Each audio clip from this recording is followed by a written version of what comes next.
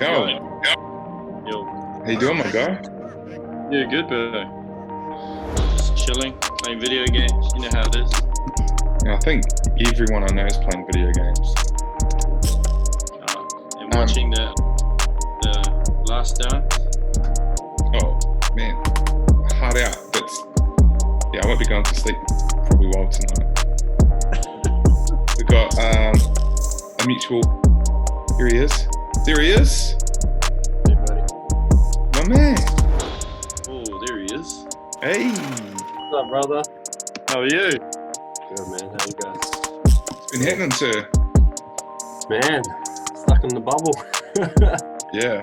Well, I don't have a cool little shelf full of shoes over there like in the background. I was saying the same thing. Huh? But look, coach, look what I got though. I got a plant. Real, very tranquil. Feng shui? Yeah. Man, dude, I'm so happy to see you, man. Yeah. And 7,000 pairs of kicks in the background.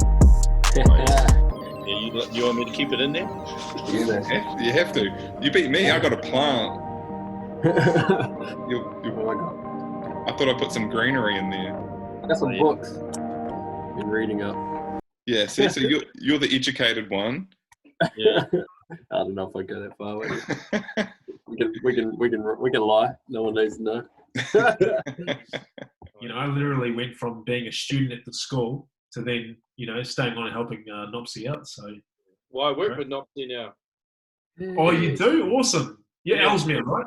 Yeah, he's our DP at school. So I talk to him all the time. All we talk about is hoops back in the old days. Anytime someone mentions Bert Knops on Facebook, it goes crazy. People love that guy. Oh man, you get a picture of a pair of New Balance shoes, or someone put a gif of the Kawhi Leonard New Balance shoes or something. Obviously, he's been rocking those things way before Kawhi Leonard was even a thing. Man, 100%, he still rocks them too. Whenever he teaches PE, he's got the same shorts, the same white polo with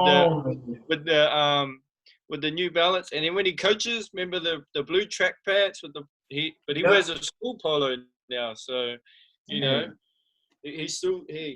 Mr. Knox, I should probably email him, man. He's way overdue an email from me, so I've been slack. Yeah, no, he's good. He's good. He's loving not coaching a lot. I think he misses the game, but he's not missing what we have to put up with when it comes to players. I guess all the extracurricular stuff that some of those Aranui boys probably got up to. We've got two Joshes on the stream. So what's up, Josh, man? You're back in New Zealand, right, bro? I am, yeah, man. Full circle. Oh yeah, that was Oh, you're in a good place anyway, man. Honestly, being back in New Zealand right now is the place to be. It's sort of, it's tough here for Kiwis. Like I'm probably one of the lucky ones because I've been here for so long now that I just qualify for the JobKeeper stuff. Got you. But I'm still employed at the moment. I'm one of the real, even luckier ones because I'm still employed. But then my workplace can at least apply for funding, and then they get money to help me keep me in a job. But, awesome. Tough times for the other Kiwis around. Yeah. Real tough. How long you been in Aussie for? Since 2009 now. Jeez, 11 years. I know, and that's why I have this dirty ass accent now. But at least with Jalen, like it's tough because when I've been teaching all these kids for so long, I don't know how it catches on. And you know me anyway. Like I never really had the Hori accent anyway. That might just be. It's your education though. It might just be my Christchurch roots. More Anglo-Saxon influence than anything else. If I was brought up in Ruatoki, where my old man's from, I'd speak fluent Māori, and instead of a little bit, I'd speak fluent Māori and probably be able to look after myself. And, So no, it's been good though. Like 11 years is a long time. I miss home heaps. Like my nephew turned 15 today, and I miss them like crazy. I miss being able to go down the road and spend $5 and get a feed of fish and chips that can last me for dinner and the next night. But Big Gary's? Big GGs, yeah, the big dog. Go get a big dog from Big Gary's, man. Underrated. Underrated. Especially after practice, that was like the go-to. I know. Yeah, we were. Post-game meal, but hey. Yeah, nutrition was terrible when us guys were, I don't know, man. It was so bad, you know. So bad. Like, honestly, fish and chips every day. It was just, I just think how much better of an athlete all of us guys could have been if we didn't eat all that crap that we ate, you know. And but that were the times, you know, that's all we could afford, you know, $3 and you get a 99-cent creaming soda and a loaf of bread and $1 of chips. A cheese Vienna, hey, one of those big loaves of bread. Get some ham, stuff it in there, yeah. We jam wrapped like for your dessert too. So remember that terrible food that you could buy from the supermarket, you know, and that kind of like you know, you could buy like lasagna and all those sort of terrible for you, and then you could buy the older stuff for like $1, man. Yeah, the diet wasn't too flash. Well, the diet, yeah, for some reason, I took a couple of decades to get my eating into. Yeah, I got there. I'm still working on it. It's simple lockdown and no takeaways for me to actually start cooking food for like every night. So you know, can't do anything. Can't get no takeaways. So you got to start cooking. But you guys can get takeaways in Aussie, can't you? Yeah, we can still get takeaways here. Far out. I've got some friends in Australia, and they're still on. When I see them on Snapchat, they're still at work, like nothing's happened. Yeah, some people aren't. Some people really aren't doing a good job of it. Yeah, to be honest, for the first sort of month, it was I'd walk around the park because you could walk around the local park here, which you still can do now, and I try to do that every day. And there'd be no one around, no cars, no nothing. But I went out today to go get a new phone because I needed to upgrade because my phone's stuffed, and it was just like normal day driving in Auckland traffic. I'm like, yeah, people aren't taking it seriously. Hey Ken, Coach Kennedy. I've got a story. I'll just tell a quick story and then I'll kick it back to you guys. I talked to this young fella at St. Thomas. I've just started at St. Thomas's. I've just taken over their basketball program, and there's this kid that wants to be a coach. And every time I talk to a person that wants to be a coach, I tell them my Kennedy story. So we were about the same. We were kind of both starting out as coaches, sort of like after high school, and I was coaching one team, and I thought, you know, I was like doing a lot of coaching. I was kind of proud of myself that I was coaching one team. And then I caught up with you, and I said, I can't remember you were like thriving, like you were just kind of climbing up the ranks, like quicker than I've seen any coach climb up the ranks. And I was like, oh, so how many teams are you coaching? This is at Cal Stadium. I remember this so vividly. I said, how many teams are you coaching? And you were like, 10. And I laughed. And I'm like, what do you mean?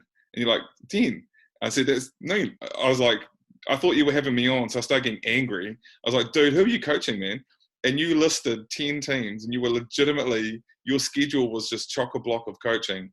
But I love that. Like, it's a more elaborate story. I could go on and on, but I tell young people, up-and-coming people, that like almost that you and Ethan are the two people that in my lifetime that I've seen have gone so hard at something, and then you see them take off, and it's just a great example of someone just becoming a psycho and just like all in, you know, like not dabbing their toes into the water, like all in. Yeah, sheesh. Funny thing too, man, is I didn't get my license, my actual proper full license, until I was like 24. Like what? So I was bussing everywhere back in those days, man. It was the bus. I don't even know how I did it. Luckily, the metro system was so good back in Christchurch in those days, because I was literally spending all my money on, you know. Because you were at like Girls High, Cows, Pioneer. I don't know, Pioneer, and I was doing some Canterbury rep stuff too. So and I think I might even been helping out with the Canterbury Deaf team for a little bit too. There was that. I was doing the Filipino team. No, it was the Filipino team. That's what I was doing. I was helping Nino out. And kids basketball, you were doing that kids hoops program as well. Yeah. A whole bunch. You kind of had to do that because, for one, it was money, and you had to sort of get paid.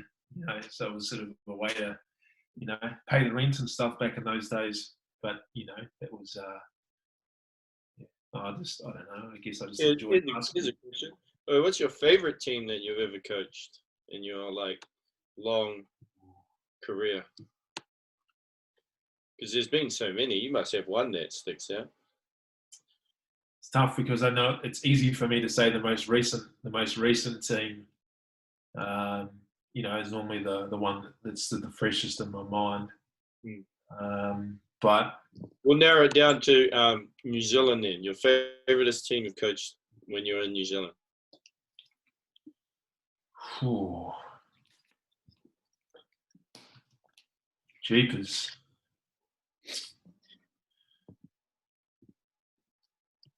Yeah, it's a tough one too. I can't even honestly. You'd have to put me on the spot like that. Now I have to think about it. That's a tough one.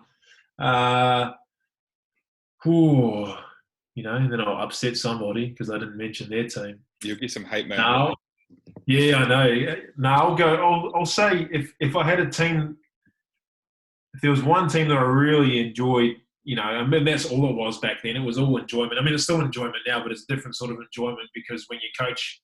When I started coaching when I was younger, a lot of it was I purely just loved the game and I was trying to basically help as many people out as I possibly could. And I didn't want to say no to anybody, so it was, it was always tough to say no. If someone asked me to coach a team, I was always going to probably say yes and try and make it work. But favoritist team to coach, I'm going to say it was actually, I'm going to go my first ever team I coached because I started with boys and it was the under-12 Canterbury boys. And I could reel off some of the names like George Robinson.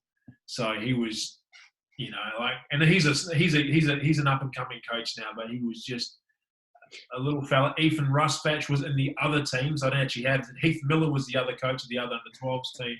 Yeah. But that for me, that team, Callum Reid, Zach Hollis, they're guys who are probably still running around basketball now in Canterbury. Zach Dwan, so they're guys you guys would all know. But I don't know, that for me would be a team that I'd say would be my most favourite team because really that was sort of just, I purely started out for the love of the game and it was the start of my pathway in terms of a representative level basketball. I'd have to say that team there, and I've got this photo still back in. Somewhere in one of my shoe boxes full of stuff. And I've got this photo of me and I've got the bald head and I'm probably like, my face is probably about a third of the size as it is now because it's not full of, McDonald's and fish and chips and stuff. But no, I remember one of the parents taking a photo of me, like a Polaroid, like one of those old school photos of me in a timeout from way back in the day. Every time I look at that photo, I smile and I see all the same kids and all those, the majority of all those kids are still playing basketball. Like not everyone obviously went to the Ethan Rusbatch level to represent and play for the Tall Blacks and went on to have he's had a great NBL career and obviously now with the Breakers in the NBL and the Australian NBL. But all those young fellas that are still involved in the game in some way, shape or form, whether they be whether they're refereeing or they're in administrative roles or at high school coaching, they're still involved. And to me, that's sort of always, my thing always was that I succeeded, and I don't know if you guys have ever had much to do with John Wooden, the old UCLA coach, the legend. But, there's a difference between winning and success. He's got a great quote and obviously there's so much good literature of his stuff. But that for me is the measure of success. For me is about seeing, well, how many kids, and I've stolen this from Terry Brunell too, because I'm pretty certain this was his measure of success too, was how many, we're not going to create superstars, but how many people can we keep involved in the game, make them lifetime people in the sport, So, yeah. And that's the same as, you'd say plenty of guys around, not all of us can keep playing for as long, as much as we'd love to. I mean, obviously I'd at least, like all of us, we have these crazy ambitions when we're in high school, we're going to play in the NBA and we're going to do this and that, and then we're lucky enough to get out of the Premier Men's Division in Christchurch. But yeah, that's that for me. I'm just going to go that team there because they were young and they were kids who, they all had those same aspirations that probably Ethan had, to play in the NBL, play in the NBA. But a lot of those guys are still involved in the game. So yeah, I'll go with that team. which Nice. means I'm going to like every single women's team I've ever coached. So sorry. You might be back to boys basketball now, coach. Yeah. Well, maybe I need a new challenge. Hey, can I shout somebody up on that sentiment? One of the guys that I used to coach, who I get such a kick out of watching what he does now, is Nick Irwood, who went to Burnside High School, and now he's I don't know what his title is, like development officer, whatever, at Pioneer Club.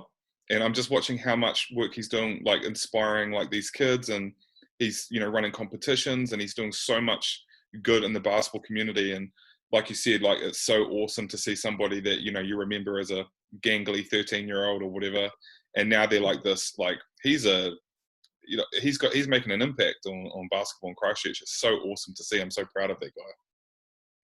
Absolutely. No, I remember. I think Nick came over here recently to play some hoops. Yeah. Every rebound Can still play too. He must have had a good high school coach. Yeah.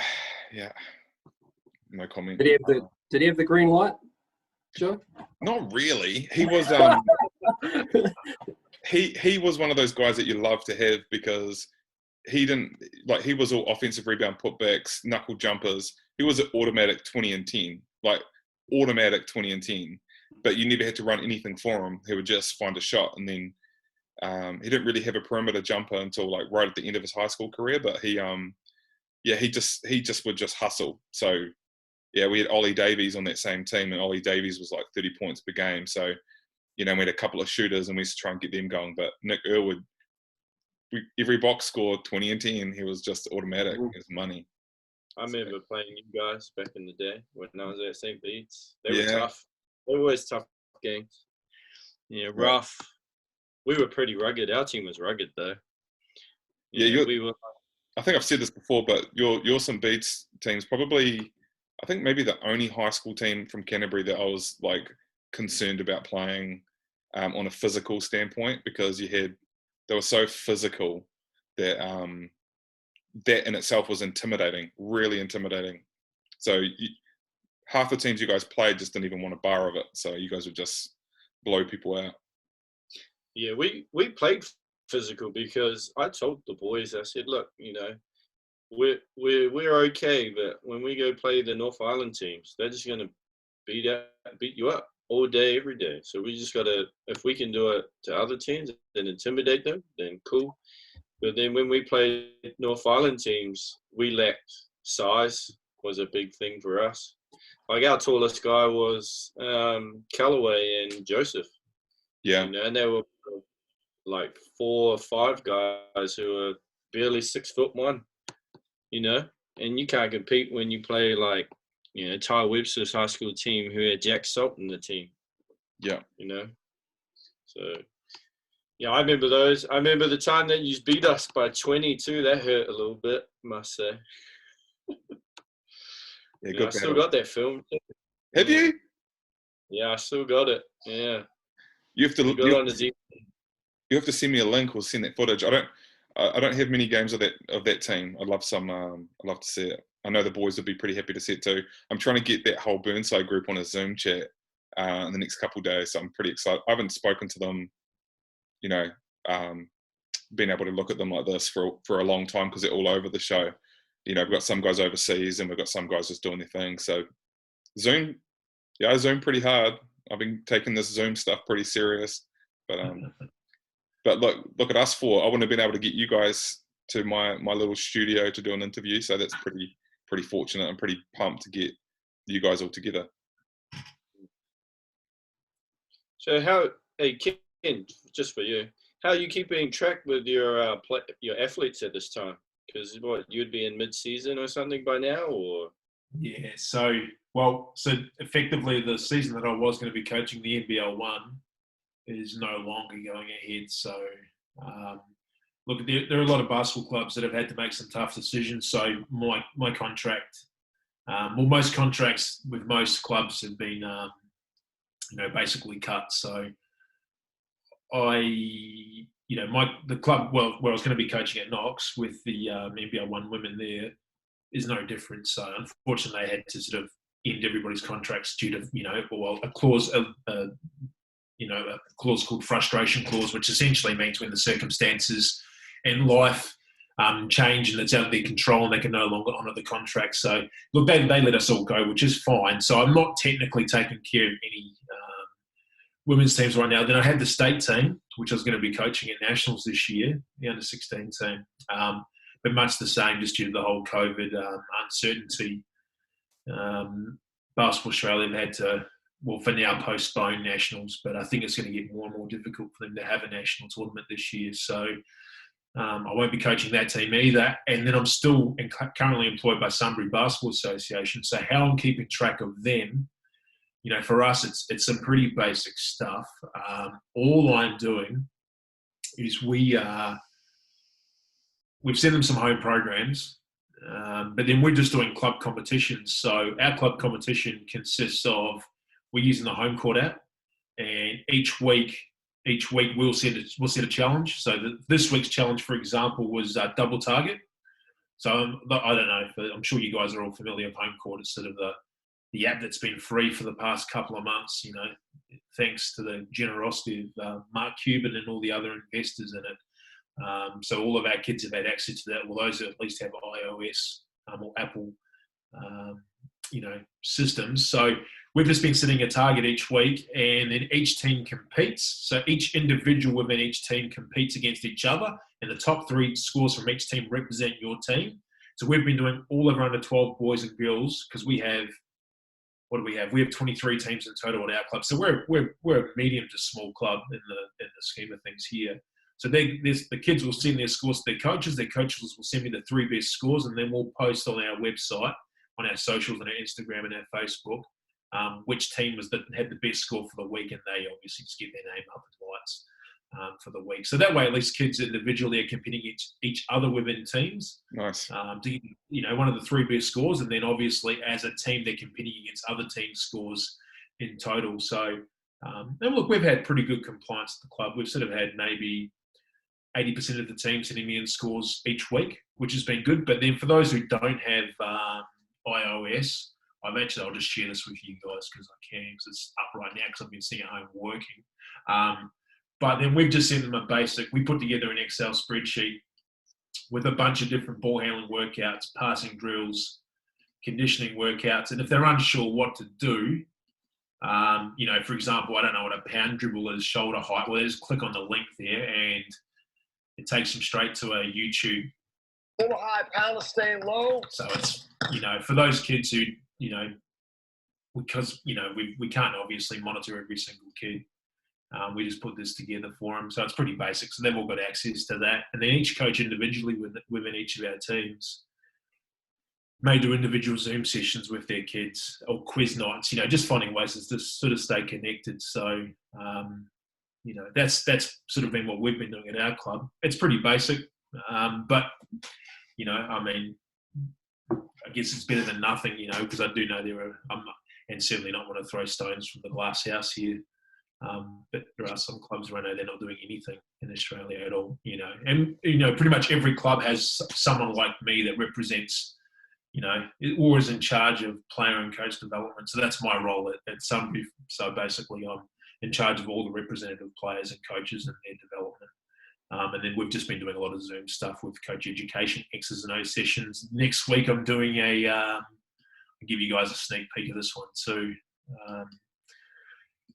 Next week with all of our kids, probably on a Friday night, because they normally play Friday nights here. So Friday night's their basketball night for the statewide competition. But I'm going to I've been doing just small sessions. So next week we're going to do a mental toughness seminar. So I'll be taking them through what mental toughness is, and taking them through this PowerPoint presentation that I've put together on the back of obviously the Last Dance. It's sort of been good timing there. So yeah, I'll be taking them through all of this stuff here over the next, and then we're going to be doing a bunch of other leadership courses and all sorts of things. So I'll be putting a few Zoom sessions together for all of our kids, and then anyone else who wants to join, provided I can facilitate, the numbers. Yeah. Awesome. I'd like that PowerPoint if you can send it. Yeah, you're more than welcome to. Yeah, Yeah, I've got a few others that I'm putting together too. I think I've had nothing but time, so of course I can sit home and put all these PowerPoint presentations together. But I'm happy to send you the template. You're more than welcome to it. Yeah, that's cool. Yeah, we've had our obviously Zoom chats with our Waitaha coaching groups and our teams and stuff like that. And just trying to keep in touch with all our kids is. I think that's the hard part over this time is keeping in touch with kids, because I find some kids are really good. They keep in touch all the time. Other kids, man, they just nothing. You don't hear of a whisper out of them, you know? Yeah, so it is hard times, but, you know, we're loosening up to level 3 tomorrow. So I wonder how many people are going to be lining up to KFC, McDonald's. A lot. Yeah. A lot. But apparently it opens at 5 o'clock, and one of my friends I was talking to her today. She said two of her household cars are going at 5 o'clock in the morning. 5 in the morning, damn. I'm a member of the Rolliston community Facebook page, and people have been losing them. Like, people are so hyped. Like, an official person from the local KFC made some comment on there, and everyone went mental. So I was like, okay, chill out, guys. It's been a month. It's been a month. Relax. Like, whereas, see, I'm the opposite. I want the smoke to clear, and then I'd go through. You know what I mean? I don't want to be lining up if I don't have to. But it's only been a month. Everyone needs to calm down. Shout out to $2 Rice. They're doing online orders as well. They're gonna have some demand right there. That's a religion. You must miss that, Kennedy, the old dumplings. Well, if you look at me, I don't look like I've been missing eating, but I definitely have been missing. That. That's for sure, man. Yeah, that stuff is. Every time, anytime anyone's going, we're going to Christchurch, what do I need to look at? I'm like, you need to go down to Riccarton. You need to get some $2 rice, man. And make sure he gives you a lot. Make sure he doesn't go stingy on that sauce either, you know. And get some fried bread. Oh my goodness, yeah. I miss that stuff. Get rice and a breadstick. That's like the go-to. Yeah, absolutely. The breadstick, that's the one. The breadstick. It's been that long now, but normally when I go in, you know, he remembers me. So obviously, I've got a face he can at least remember. But I don't know how's he going, because I know his boy obviously passed on, which was real sad. Yeah, Jeremy. Yeah. When I had my retail shop, I've been neighbours with them so many times. Back in the day in Shades Arcade, I had a shop in there, and then on Riccarton Road, I was 3-4 shops down. So I consumed a lot of dumplings in my lifetime. But man, Jeremy's like one of the most one of the rarest people. Always smiling, he'd always come in and check in, see if I needed anything. Like, such an amazing dude. So yeah, cool family, really cool family. Very good family. How often did you go there, JP, when you were in Christchurch? You go there much? Yeah. Just whenever Ethan and Bede would take me. I wanted those hookups. I was always jealous because I'd just go straight in behind the counter and start serving up their own food, and I was always jealous in that mode. Yeah. I lost my mind the first time I saw that. I was like, wow. That's when you know they've got that credibility when they can do that. Superstars. Yeah. That was dope. Yeah, man, it's an institution. It's so good. It's good to see you, Ken. Yeah. Been meaning to catch up with you, because my auntie's been asking how you're going. All my aunties and stuff. They message me on Facebook every now and then too. I always respond back to them as well and say, hey, what's up? How's everybody? You actually got a phone call. Oh, not a phone call, a Facebook message from Mike Lacey about my auntie. Just wanted to know the history of when she played for the Tilferns. Yeah.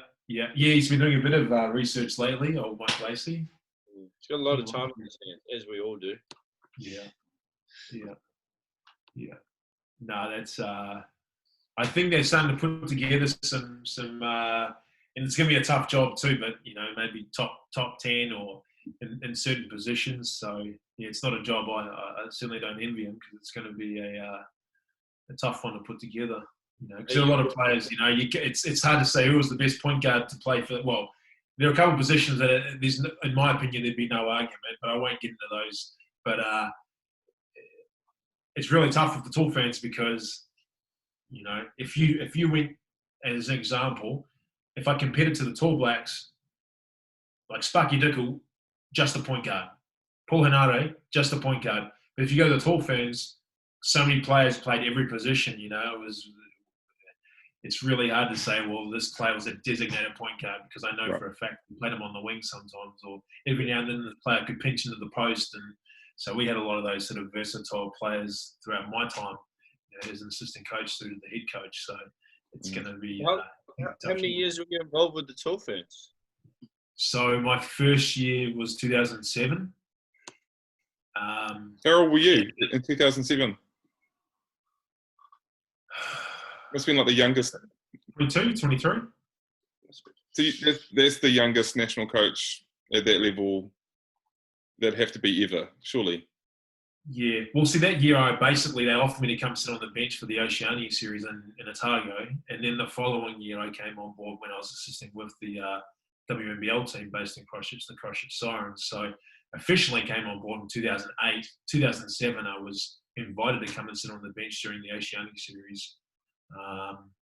And then assisted with Mike McHugh and assisted with Sean Dennis through to 2009, and then was given the job in an interim basis, you know.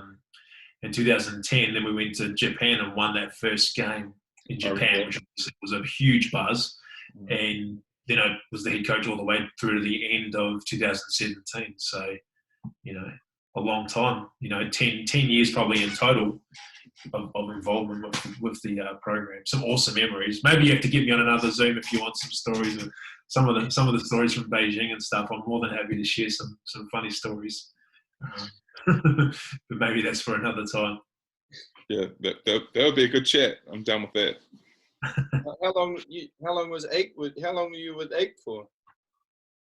Ake was with me the whole time, with the exception of 2007 to Beijing. So 2009 onwards, Ake and I worked together. Most loyal, hardworking, you know, assistant coach you'll ever have in your corner. But yeah, the guy just bleeds black. Oh, you know, the guy just bleeds black, and you know, I mean, he was one of my groomsmen at my wedding. You know, he's just a incredible guy. I can't say enough positive things about Ake. I don't, and the busiest guy in basketball you'd ever meet, because if you think about it, he's got a big family, and he's got, like, you know, he owns half of the animals in Auckland. He's like, he could be West Auckland's Joe Exotic. He's got that many animals in his house. He could be West Auckland's version of Joe Exotic. He'll probably laugh at me saying this, and the guy coaches so much. He's working everywhere. So, you know, I don't know how he fits it in. The guy's, he has to have the best time management of anybody I know. But yeah, no, Ake's a good dude, man. And the guy can eat, man. The guy can eat like I've never seen anyone devour so much food and not put on weight. He hasn't aged in the amount of time I've known him. He hasn't put on any weight in the amount of time I've known him. And time's not a factor for him. He could be Doctor Strange. Because time's not a factor for Ake. And could be Joe Exotic too. He could be the West Auckland version of Joe Exotic. He's got so many animals. That's going to be a good laugh when we talk about that, because I actually catch up with him every now and then when he's in Christchurch or I'm in Auckland, because obviously being in the women's game, you get to meet all the higher ranking ones, especially being with the Wildcats for the last 3 years. So yeah, it is. He's a good dude. Yeah, I'm like, nothing bad to say about Ake. Nah, and best thing about him is he's a straight shooter too. He'll tell you exactly what he's thinking and how it is. You know, there's no beating around the bush, and you need people like that. You know, when you're in a role like the tall fans role or any coaching role, and you're going to work with people, you need people that are going to back you, but you certainly don't need, you know, you need people that are going to be honest with you and shoot straight with you, hit you between the eyes with information sometimes that you don't want to hear. So, you know, Ake was good for that. But just, man, a tireless worker. That work ethic's unmatched, you know, with anyone I've worked with. There's nothing that guy wouldn't do.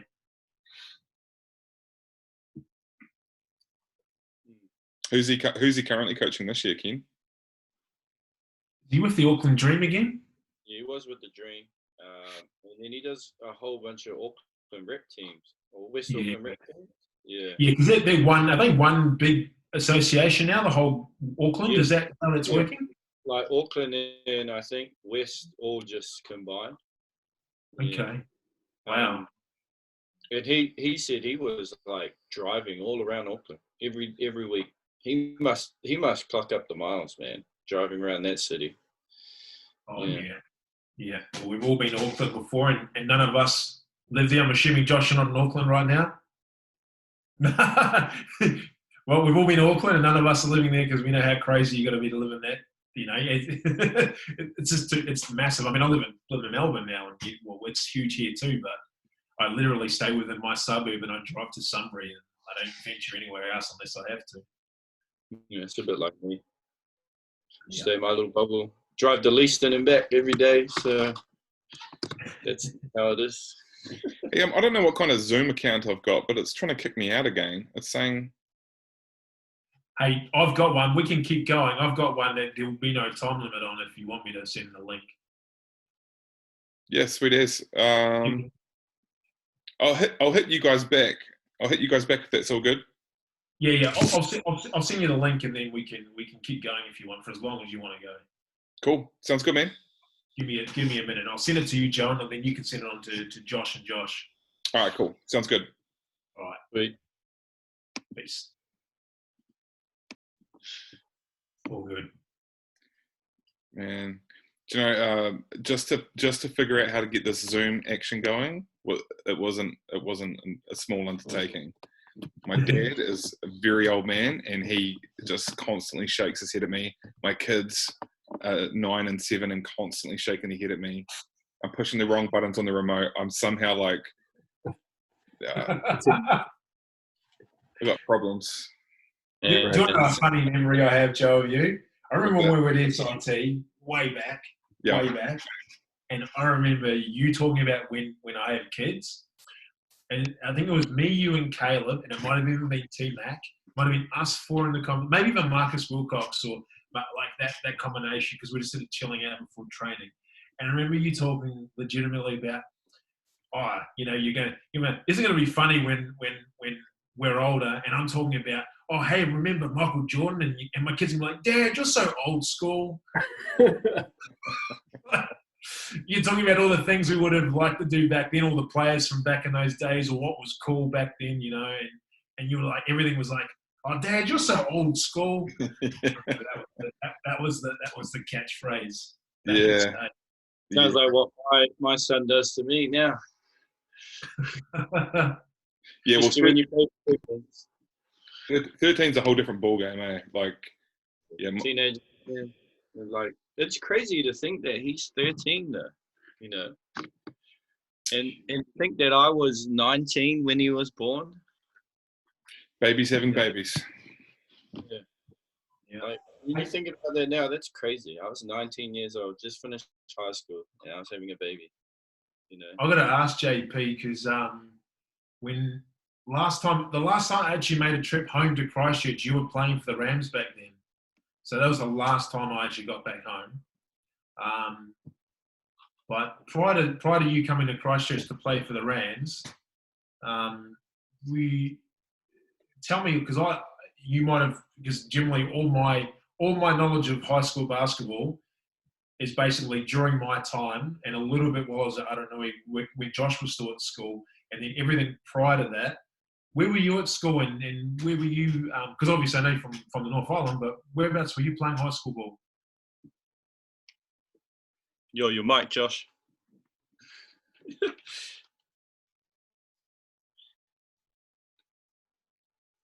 you hear me now? Yes, Yeah. here he is. So this Zoom keeps muting the computer. It doesn't matter. I was at to be honest, high school wasn't a massive thing because we were so small. We were in New Plymouth, and you had to go to boys' high.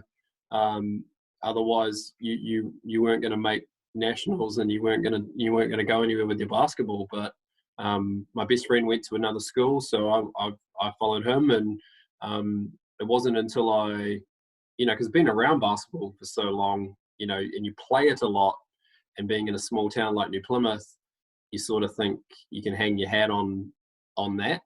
And then I remember going to Hamilton for university and playing against Church College, and I would have been 19, 20, playing against 16, 17-year-old Ray Cameron, and man, they whipped out butts.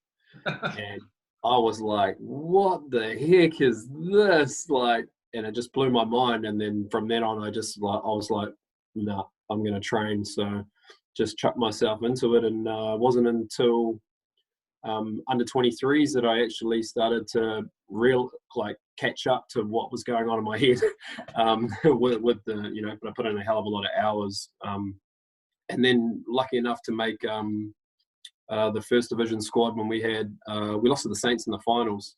So that was my rookie year. But our starting five and our bench was, we had 2 starting fives in Waikato, and subs. Watching our training was sometimes more entertaining than watching us play another NBL team. And that it was nuts. So and then got an opportunity to go back to Taranaki and play instead of finishing off uni, and I decided to do that. Played 7 years for Taranaki, and then to Wellington, 2 years off in Wellington, and then comeback season happened to be my comeback season as well. Love Christchurch and love the Rams, and I was coached by Angelo Hill, one of the Canterbury's greats. He coached us in Taranaki, and probably pushed me harder than any other coach. Yep, definitely pushed us hard, and was a good taskmaster, and needed that discipline to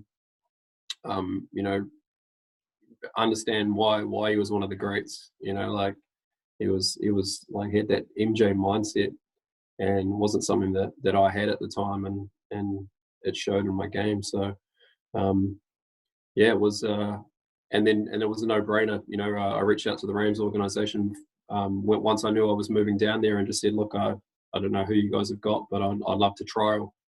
And then just worked my butt off in the trials. And what I didn't know was I had a slip disc that entire season. I played that whole season with a disc out, or just off to one side. And I thought it was a hamstring issue, because that's where I was feeling the pain. So we'd always treat the hamstring before games. And I remember trying to move to steal a ball, and just my brain was like, hurry up and go. And my body was not moving. So I was like, well, something's weird here. And then at the end of the season, tried to pick my daughter up out of the crib and lift her up, and my back went. So I knew it was probably time to hang it up, and then get into some serious rehab. So it was you got to look after your body. So you've only got one. Never had the pleasure of meeting. I mean, I've rubbed shoulders with Angelo Hill, but never actually met him or had the chance to have a conversation with him. But that's a name that when he gets brought up, there's a lot of respect. He certainly gets a lot of respect from a lot of players from up north. So a lot of really good coaches that just us South Islanders. We were, like Josh JT. You've had the luxury of living both, for a good period of time, but. For guys like me and Joe, we're kind of sheltered. Like the only North Island coach we knew was Jeff Green. That's the only North Island coach. Any South Islander knows is Jeff Green, because we saw him on TV all the time. Oh, sorry, and Kenny Stone. I'll take that back. And Tab Baldwin. There are guys, of course, when we're sort of coming up. You knew of them guys, but there are a lot of other guys who didn't get that same sort of limelight that are, like legends of basketball. And, I was pretty. Only the North Islanders would affectionately know of these guys. We just were sort of shut in by our own little.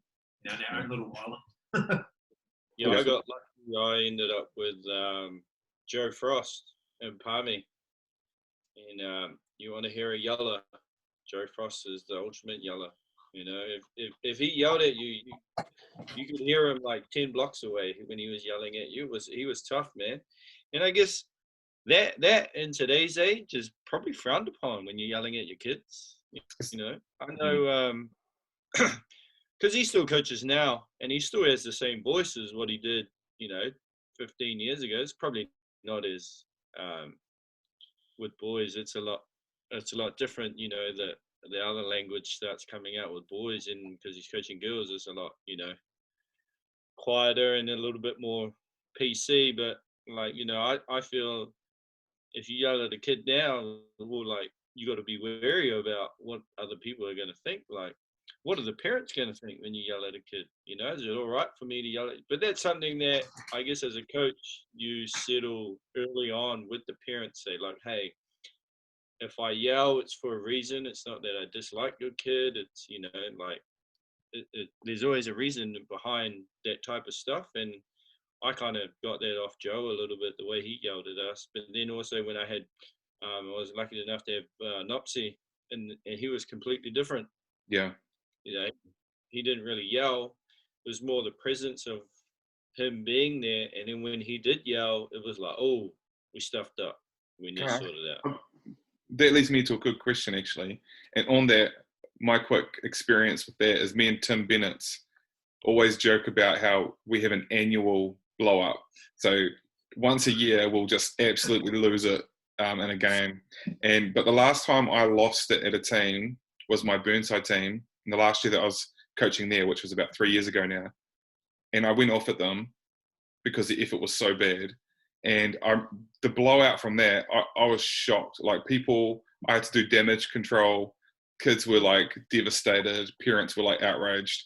And that's when I knew, Josh, that it has changed. Like you know, where I come from, I would have respected that. If the coach was that upset, I would have responded in a way going, okay, I'm going to come back and actually really turn up that defense, you know. But my question for you guys is, do you think that will impact the next generation, where people aren't really allowed to?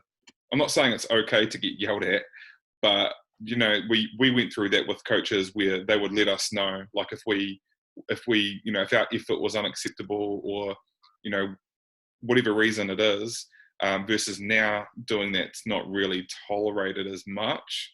Do you think that will? What are your thoughts on that?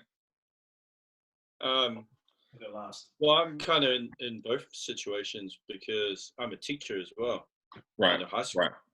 And yelling at your kids in high school, even then it's like walking on eggshells a wee bit. When it comes to coaching, it kind of becomes everyone's watching you kind of thing. And, you know, I've had my moments where I've yelled at players in front of people, and it's gone down well. It depends on who the player is, though. Yeah. In the sense, if they understand why they're yelling, it's fine. But from the outside looking in, it could probably look bad. You know, parent might not like it.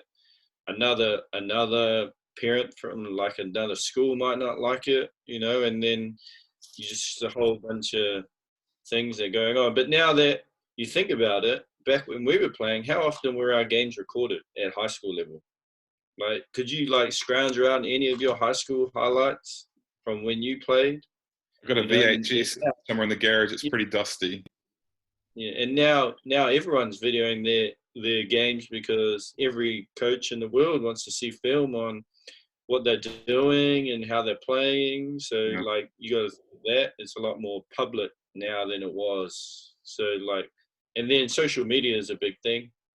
You know, imagine you getting on social media, and that's a thing that you got to be wary of. Like, can I afford to get exposed on social media for my professional job, or like whatever you do outside of basketball? You know, it's always does the school want that type of person? And like, is this the guy that you're employing to run your multi department or PE department? You know, this is the behavior that you condone at school. So like, that's my point of view. Do you know what I wish we had on social media today that I reckon will go off? Is Phil Burns' trademark of throwing his hat onto the ground. If he was disgusted with us, he would take his hat off and throw it onto the ground as hard as he could. And we knew the next training was going to be a bit difficult. So I might have to start using that strategy, since I'm always rocking the hats. Sorry, Josh. Yeah, I've removed my hat. My hat's gone now. When I coach, it comes off. Yeah, that's from working in the Wildcats environment. So you got to be looking. Yeah, you got to look good on. And now that it's on TV, you got to look good. Prime time said, look good, feel good, play good. You have to wear dry fit polos. That's my pet peeve. I don't know if I can ever wear a dry fit polo. Coaches, I don't know. Because I'm coaching high school ball, so I can rock a hoodie and a hat. But if I have to start rocking a dry fit polo, I don't know how I'm going to feel about it. Hey, they've put in rules now. You can't wear a hat on the sideline in basketball. If you're coaching a BBNZ sanctioned event, you can't wear a hat. That's fair enough. Yeah. Maybe they're listening to some of my posts and about me bagging out coaches that wear hats over here. You've changed, man. You've changed. To answer your question, though, I never was a hat person. My ears are too big, so hats don't work for me when you got ears to speak. But to answer your question in terms of the, here's my mentality, and this is only for me, so it's not it's basically specific to myself. Obviously, again, been fortunate enough to coach at WNBL and coach the Tall Ferns and have some experiences at a really high level. My level of expectation doesn't change no matter who I'm coaching. If I'm coaching under 12 boys or girls, I'm going to coach them like I'm coaching a national team. Now, that doesn't necessarily mean I'm going to give them all the information that I might give it. We're not going to do all the same scouting sessions and video sessions, but the small amount of content they do get from me is going to be at the highest level I can possibly deliver it at. And so my expectation is going to be really high no matter who I coach. Now, in terms of how I communicate that with people, I might have to water some things down, but I'm certainly going to push people, and I have a duty as a coach to and this is specifically the level I'm working at. But if I'm working at representative level, I can tell you right now, every single kid I work with, even though I might be in New Zealand, they all have aspirations to play for Australia one day. So I have a duty, and the parents will understand this because they understand my role, but I have a duty to work these kids as hard as I can. Now, that might mean sometimes that I have to coach it in different tones. Sometimes the tone might be in a really slow-paced, learning type tone.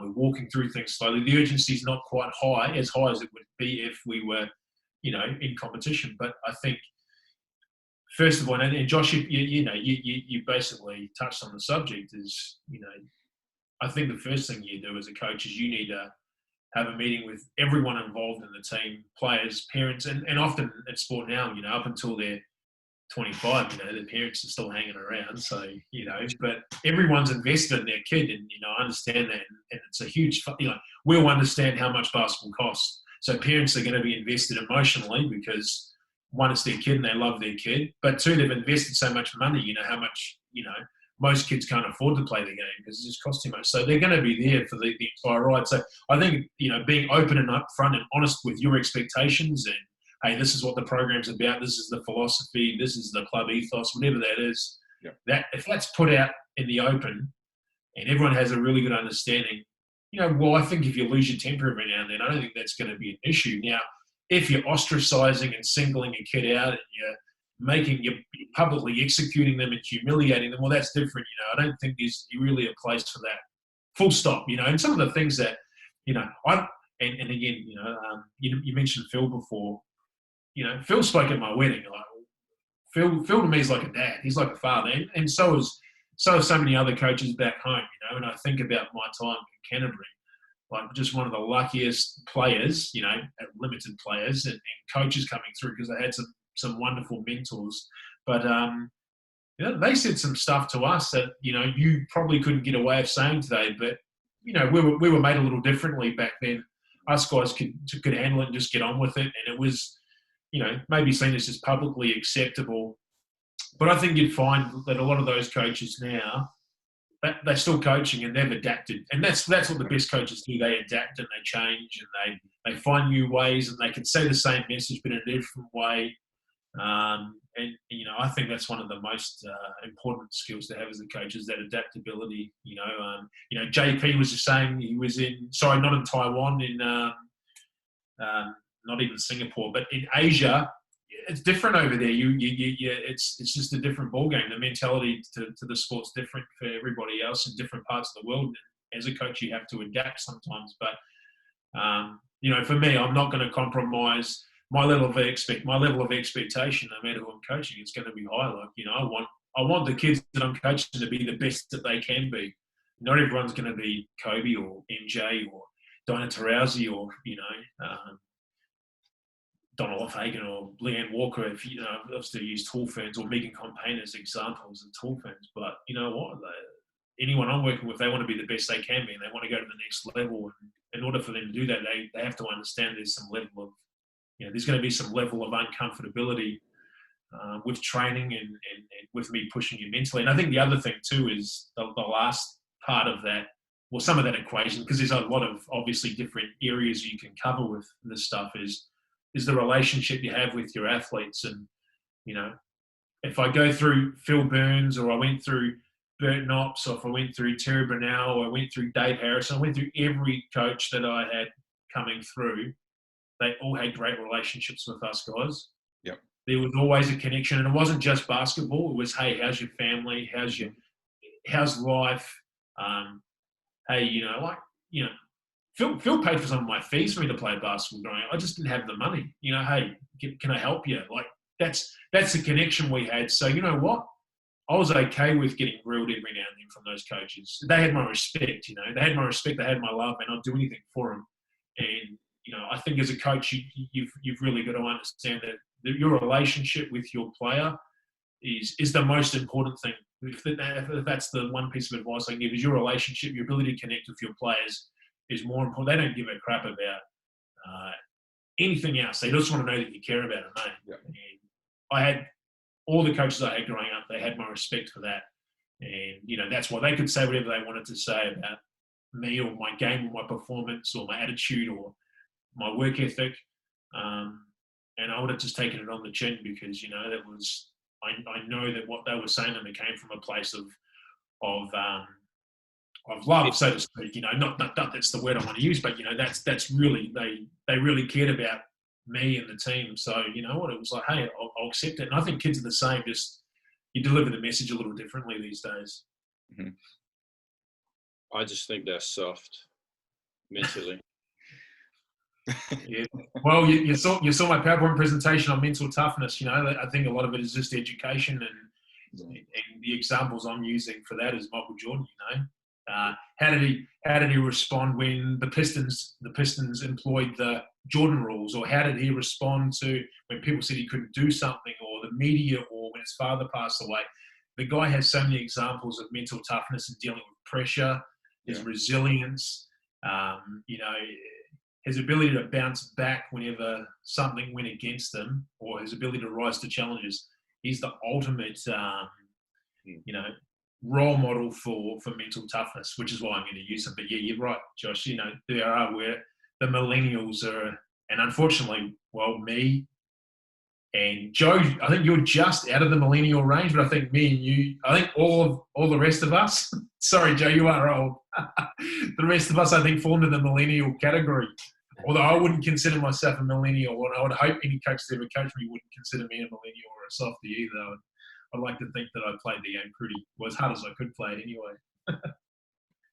I don't know. Is my mic working? Yeah. Yep. Yeah. So I mean, I've seen it happen both ways. So as a player, I've played in some of the I guess what kids these days would call the most abrasive coaches in the NBL, in the history of the NBL. I played under Jeff Green since, you know, it would have been about 4 or 5 years under Jeff Green. And I think being quite old school myself, I had, I knew why they were getting mad at the team, or I understood what the point was, you know, or a majority of the time I think every time I agreed with why they were mad, you know, so I was always, it was real quick. Like, you know, I was old school and it was real quick, but I've seen that take a lot of players out of their game. And especially in Taranaki, you know, we lived and died on how good our local talent was. And some of the coaches were too tough for and didn't adapt, like you said, Kennedy. And we paid for that. Well, those players paid for that with their careers, you know, because they just couldn't handle it.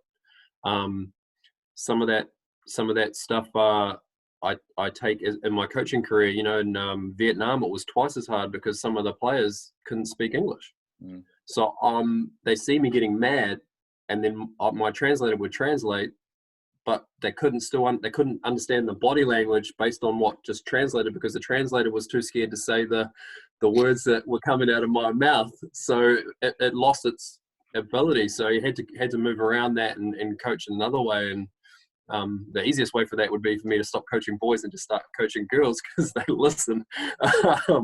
But you know, like it's true. Like I think even more to it's accountability, and that's huge. You know, like if you guys are all trying to get one goal, then as the coach, you need to understand that. Well, I think as coaches we need to push ourselves more. I don't think we challenge ourselves enough. You know, I think we turn up and we do all the prep, but I think, you know, at the end of the day, some of the coaches are still win or lose. It was what it was. Mm. But I think really and some coaches will dumb things down or simplify things because, hey, it's not top level EuroLeague or NBA or WNBA. But I think that's the wrong way about it. I think we should be able to take these a basketball at its most advanced, and we should be able to break it down and simplify it so kids at 12 can understand reads, can understand if the ball goes here, then the right spacing is this, and be able to do that in a game with pressure. And I think if the kids can't do that, then it should fall on us, as you know what I mean? Like I think too many coaches will, all right, boys, this is what we're going to do. We're going to play a 2-3 zone, because they know how hard it's going to be to teach man-to-man principles. They would rather not. Mm. And I think we have to look at ourselves as coaches and go, well, why isn't every single coach teaching the most advanced stuff, whatever that is, for you know whatever your curriculum is. And that's sort of what I took away from being in Asia, is that, you know, if I want to get to the level where I want to get to, I've got to hold myself to a higher level than just being the most prepared, having the most film, going through the most things at training, and then when the outcome comes and we lose by 4, go, oh, on to the next. Like I think that's the, you know, I think we've got to challenge ourselves a lot more as coaches. I think that's the main thing that I'm going to try and do moving forward anyway. Nice.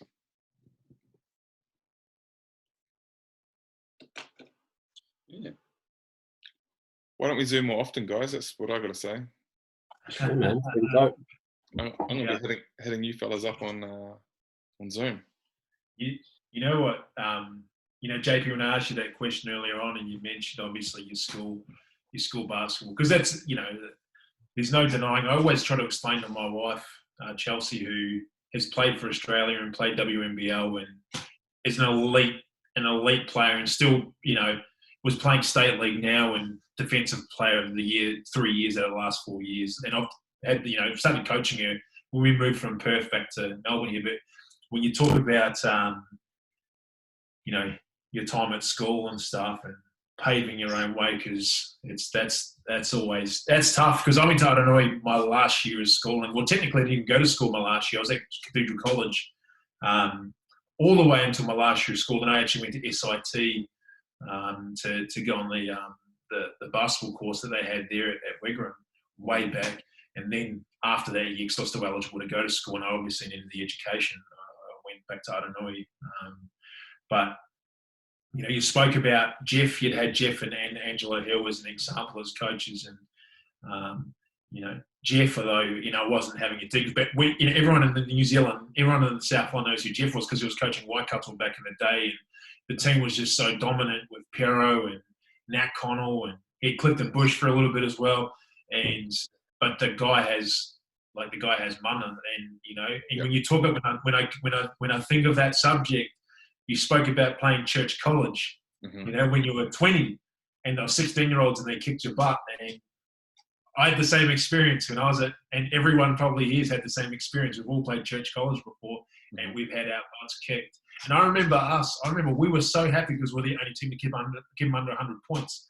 And that year they won nationals. They beat Jared Kenny's Westlake team back in the day. And this was in Dunedin when nationals was in Dunedin. I went away. But talk about a team with mana.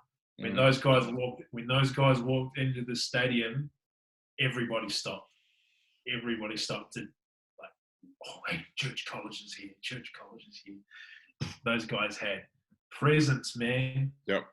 Unbelievable presence. I mean, you talk about a school of hard knocks, and those boys were, like some of the things that they were doing in the early to late 90s at Church College. They played full court 6-on-6 every single morning. They called it morning ball, and I'm like, 6-on-6? What kind of rubbish is that? Like, how is that?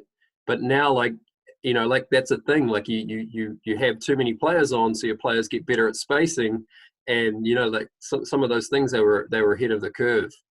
And it's why they were so good, and why they were so fast, and why they could get their shots off, and why they were so tough. And they also had like a brotherhood of ex Church College players that would play in a team called the Nephites.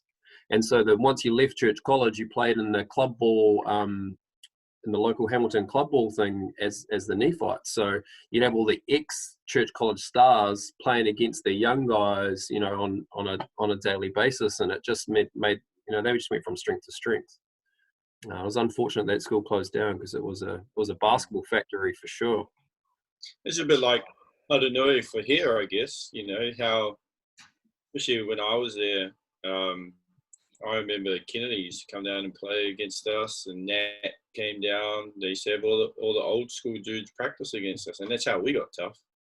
Yeah. And then when that closed down, it was a little bit hurtful, especially for a guy like Nopsy who was there when he went to school and taught there for so many years, and there's a lot of history just like not even Hayata took the history, and then when you think of Church College, it's the same thing. All that history is like missing. When you talk to kids these days, they have no idea who Church College is. Yeah. And then it's just like, oh, what school? It's like the one that has like 10 championships in a row. Like that was the team that you just knew that they walk in the gym at the opening ceremony, and it's like, so who's coming second, guys? Yeah. And the other thing that was crazy about Church College was when you played there. I don't know if you guys ever got a chance to play there. No. Man, like it was like you walked in and it felt like the Staples Center. Like it just had a vibe, and I just remember going in there and like the year after and the year after that, once we'd started, I did a course with Merv Tate. Tab Baldwin came down and took us through his high performance program, and that's when my basketball really started to take off a little bit. But we're going back there and playing semi-finals and stuff like that, man, it was electric. And by far it'd be my favorite gym to ever play in. And it's a shame it's gone. What's your favorite gym to play in, Kennedy? Gosh, I don't know. The more I coach basketball, the less I actually think I was a decent player or any good at playing basketball. So right. I don't know. I'd use that term really loosely, but for me, it's going to be Cal Stadium, and the only reason I'm going to say that is because whether it be in a under 23 club final or a Premier Men's final or a regional final for school, even just Friday night basketball, that for me, that stadium has a lot of meaning to it, just because I've spent so much time. I've met so many people there, so I think sort of every time I walk into that place, and obviously it's a bit different now, obviously with all the, it's great. All the Canterbury Rams have all the memorabilia and flags and stuff up around the stadium. It's great, but for me, that's just home. I could walk in that stadium any time and I'll feel like I'm home. And even like I said, I think last time I walked in the stadium was when JP was playing for the Rams, and it felt like home. And I hadn't been in the stadium for a few years. It's just one of those things. I know the stadium inside out, and I used to work at Cal Stadium too. So I worked at Cal Stadium. I used to clean the floors and do everything there. So that for me is just home. So that for me is for me, I can't go past Cal Stadium. Mm. What about you, Joe? Same? Yeah, I'd have to agree with Ken. And I'll tell you what was a kick for me is I went to Kaiapō High School, But for my last year, I went to Aranui because, of course, it was a basketball academy. Of course, if you're a baller, you're going to Aranui back then. And I remember the very first time I got to train, because usually I'd only go there for big games up until that point. But then my first training, I was so excited to train with Aranui. I think I got there about 45 minutes too early. And but the guy still let me in. And I remember sitting in Cal Stadium, and it was the first time in my life that I was the only person in the whole gym. And I just remember being like, I'm home. Like, this is like, that was one of the most enjoyable years of my life, being at Aranui and learning from Bert and just being around competitive players. And, you know, I thought I was pretty good going into Aranui, but I was pretty mud in the high school. I was a 10 and 10 kind of guy, but in my mind, I thought I was Kobe. But Cal's it was just awesome to have that access to be able to train there, being able to shoot there, and then of course on Saturday you play there. So it just felt like home. And we got back then, if you could put Aranui in your chest and walk out on the court, it was like playing for your region or your country or whatever. It felt, you had that much kind of respect for it. Yeah, there's a lot of. I have to agree with you boys with regards to First Division. Cal Stadium by far was my favourite place to play.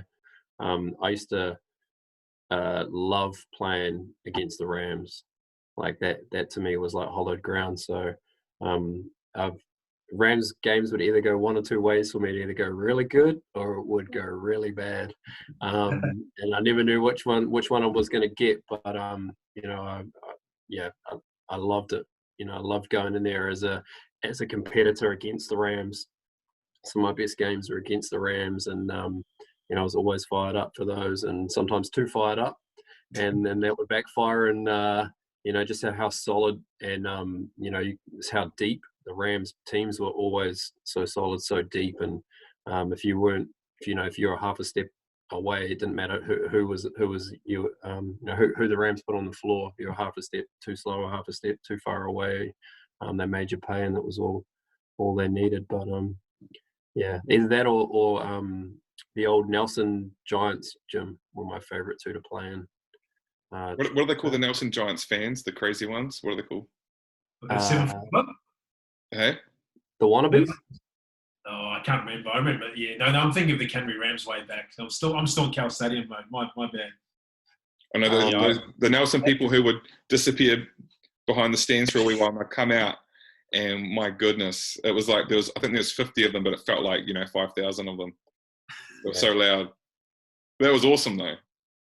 Yeah, man. I'd have to say Cows, and then also because I grew up in Newtown Stadium in Wellington, so I never got to play there, but I remember running around there as a youngster, before, it got burnt down. But, that and Newtown and Cows just have that old school feel to it, eh?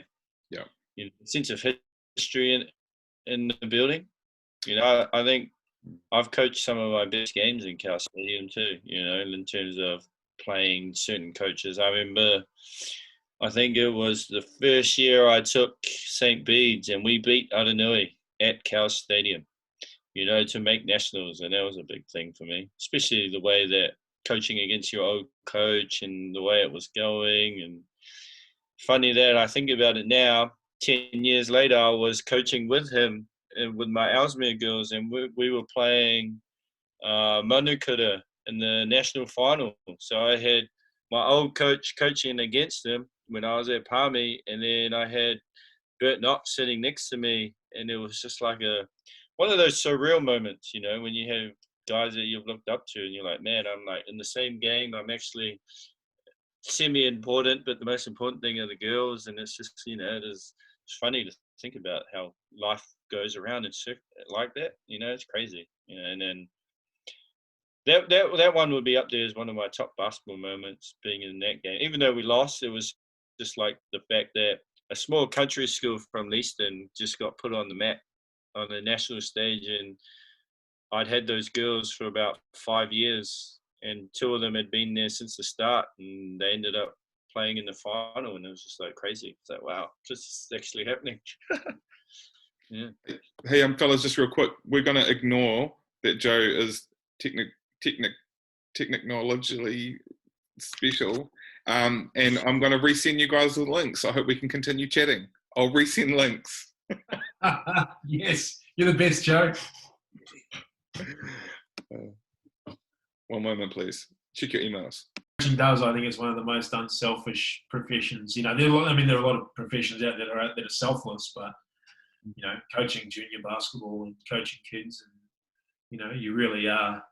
You're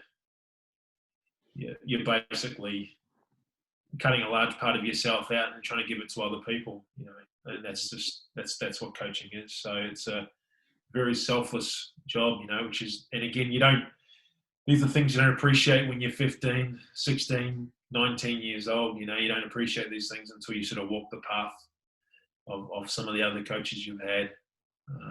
You know, so I always look back. There are a couple of things I always regret. Not that I have many regrets, but I always look back when I look at any time I've coached and I go, well, I don't think I was grateful enough to the coaches that I had. I hope I was, you know, but I always look back and I could have been more grateful, could have had more gratitude. And the other one, I always look back and if I look at a team that I coached last year, even if it was last year or 20 years ago, I go, oh man, I wish I was the coach I was now back then, and I knew what I knew now back in those days, because I could have been a better coach to these kids, you know, all these players. So that's they're the only regrets I ever have in basketball. When I look back, it is I could have been better, and you know, I hope I was grateful enough, you know, to the. Speaking of that, Josh, you're coaching with Dean with the Wildcats. Oh yeah. I was in like a outer kind of looking in kind of view, because I didn't want to be the assistant, but I said, oh look, I don't want to be the assistant, but I still help you. You know, I'll be there obviously because I was a Div 2 coach. I wanted to put a lot of my effort into that, you know, and because it's, you know, like it's unfair on the girls if I put half and half. I wanted to put a full thing in it. So it is what it is. I was still around the girls though. So yeah. Because Dean's somebody that I've what you were just saying, Ken, about like gratitude and appreciating your coaches. Dean was actually the coach that I should be thanking in regards to believing I could play in the NBL. So Bert did a lot of things to help me get, you know, level up, and then Phil Burns did a lot of things to help me level up again. But it was actually Dean. He coached the Canterbury. It was called the Canterbury Quest, not the Canterbury Knights, but we had the Canterbury Knights and the Canterbury Quest. And all I wanted to do was play in the NBL. And Dean was the coach for the Canterbury Quest because he was an assistant coach for the Rams, I think, and the two assistants were the two head coaches for the CBL teams. And I didn't know if I could get to that level, but we played 10 games that season in the CBL, and Dean started me all 10 games over some other really good small forwards, sort of wing players. And he would play me ahead of people that like had played in the NBL, and he would say things to me like, next year you're playing NBL. And so I never thanked him for that, but it wasn't until I kind of reflected when I got a little bit older, but that was crucial for me, that year that I had with him. So he coached me for that 1 year. We played 10 games, and I saw some of the box scores the other day. I was going through an old hard drive trying to find some Burnside footage. And so I've got to thank that man, because he really helped me. I was brooking the NBL, but I got there. Hey, you played in the NBL, so that's an achievement in itself. Yeah, I stepped on the court a little bit. Not like JP down there underneath. Not for 11 seasons or whatever. We both made tournaments. That's where I met you for the first time. The first time I saw you was on the stage getting a tournament team at under 23 nationals, and you went on to have a stellar NBL career, and I stepped on the court once or twice. So nothing like you there. Life seems to keep turning up. You've gone silent, sir. How's that? Is that working? Yep. Sorry. Do you remember that tournament? Yeah, I definitely do, man. We had a 16-year-old Alex Pledger as our starting centre. Oh, wow. And I just knew he was tall. I mean, I wish he was so quiet. And then found out like halfway through the tournament that he's a legitimate shooter. And I'm like, man, why didn't you tell me? Like, I'm not trying to, you know, like, I'll give you the ball. And, I was talking to another coach. I don't know if you guys know Josh Reeves from the Elite Pathways here in Taranaki. We were doing a Zoom call today, and I was telling him about some of that stuff. Is when a lot of the time when you're a young player, you give off probably the wrong vibe. And I think we talked about this before you jumped on, Ken. You give out the wrong vibe, like you're a lot more cockier, that like your game sort of speaks for you, even though it might not be the type of person that you are. You know, like, but then like we were also saying that the game itself is quite like a battle rap, sort of like basketball. You know, you're always going back at someone, and in your head you're probably going in your face, even if you don't talk trash. And I think that sort of hurt me on the basketball court as well, because what I wanted to say was, please help me, please give me some tips. What are my weaknesses? Help me get better, because I was surrounded by great players. But that I was too shy for that to come out, and because I was kind of like shy, I used like jokes, so I was always joking, and that was my mechanism.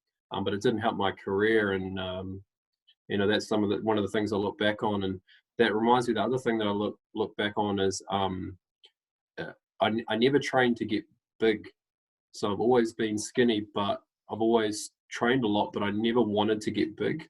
So my dad played pro for 7 years, and he told me when he was trialing for the Brisbane Bullets back in the day, I think I'd just been born, so this is in the early 80s.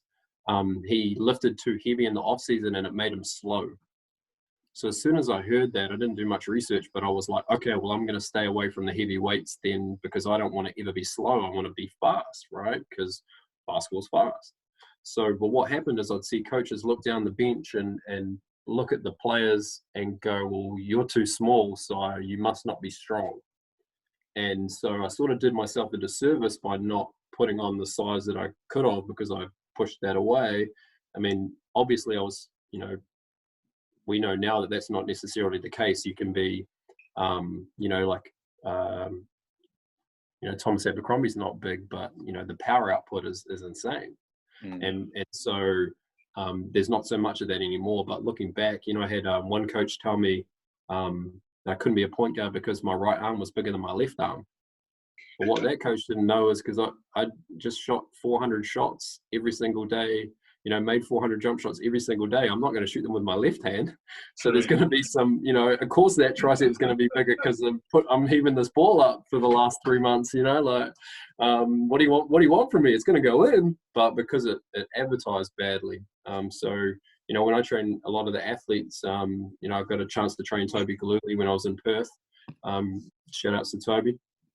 And he, you know, it was one of the things that I made sure that the athletes were balanced, that they looked like they were strong, you know, not just were strong, because you can miss out that hypertrophy phase, and you can jump right over that, and you can stay skinny, and you can output power. But you know, that was one of those things that hindsight is 20/20. Same with coaching, like you said before with the coaching. I wish I'd known what I knew. Like, man, I feel like that after every single season, after every single game. Damn, I missed that opportunity, you know. And I think that's part of being a good coach is holding yourself accountable to the highest standards and continuing to do that. And that's what I look for. Like, I don't know if I was telling you guys this or Josh today, but I like to invest in trainers, and I like to invest in coaches, and I like to invest in nutritionalists and that. So throughout my career, I always spent my own money on buying the best. I headhunted the best people from overseas, and they would train me online what to eat, when to eat, what to think, what to listen to, and all of these things. I didn't have a lot of money, but I was so, you know, I was trying to be at a higher level, and so that was my advantage. And I get a lot of kids now, hey, message me, can I have a program, and can I have all this and that? And you know, like, it's sort of it's sad that that's the way they look at it. Like, you know, if you want it, like, go and hunt it out and pay for it. You know, like, otherwise it can't be that important to you. And you know, there's kids around the world that, you know, will take up another job just to get enough money to do that, whatever that is. And mean, not to say we weren't blessed and got free training from the people that we were around, but I think those kids that put in the extras are really gonna do some damage. A lot of kids have got a ball and a hoop at home, and some of them are relying on coaches to supply them with, all the content. And when I was in high school, I had a hoop, or I could go down to the park and hoop down there against whoever was down there to get better. You would create things. You would find a cone, or you'd do whatever to get better. You'd find a jump rope, whatever. You do wall sits, you do calf raises, whatever. So it's got to be a bit more resourceful, like you said. Just sort of, I think people will learn a lot about some of the students and some of the players over this lockdown. Some of the people will come back and look like they've been enjoying fast food every day or whatever, and some people will come back fitter. And that's what I'm interested in with a couple of my groups. You kind of you can sort of tell who's going to be putting in that work. And I've gone off into a tangent. No, you're good. That's what it is. Like, it's pretty smart though to seek out advice from people online and from people overseas though. Yeah. Like the lockdown's going to show you who's willing to work hard and who's just chilling, sitting on their video games. A lot of kids are like that nowadays. Even in terms of I'm interested to see what the NBA is going to look like when they come out of lockdown. How many of those guys are actually working out in their own time? They probably are, but some of them probably ain't. They're probably just chilling at home.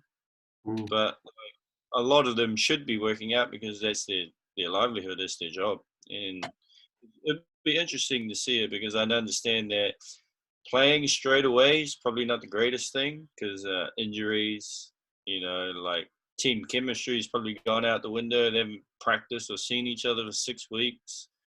And that's kind of what we're in, but we were kind of in preseason anyway, so we hadn't even started. So interesting to see. And also other sports like the NRL, like rugby league, you haven't hit anyone for 6 or 7 weeks, but you played 4 weeks. How many injuries are going to happen there? Your body's not used to it. And those are the things that I guess we have to be wary of when our athletes do come back to practice. What are we going to let's go full 2.5 hours, we're doing sprints. Is that what our practices are going to look like when we come out? But you'll get such a range. You'll get some kids that I believe, say for example, you got 12 kids in a squad. I believe you'll get some kids that come back better. Some kids that are kind of will take maybe 2 weeks to get back to where they were at, and then some people that have fallen off a little bit. If that's diet or just not having done any physical activity or whatever. Maybe some of the more motivated squads might all come back, maybe a couple of weeks away from being back to where they were at. But I think, a typical high school squad, for example, I think you'll get a range. That's why you need a little bit of a window to sort of get everybody back up to speed. Yeah. It's funny you're talking about how, basketball's mindset, the trash talk is in your mind, but it doesn't come out. Who's the best trash talker you think that you ever played against or played with or heard? I mean, I know me personally, if I ever said anything, then that I wasn't going to have a good game. If I wasn't in control of what was going on in my head, the game was gone. And sometimes because I was always trying to win. For me, I played the sport to win. I always wanted a championship, an NBL championship. It was unfortunate, never ended up getting one. But that was always my goal. I didn't care who was in front of me or whatever. I was just trying to compete.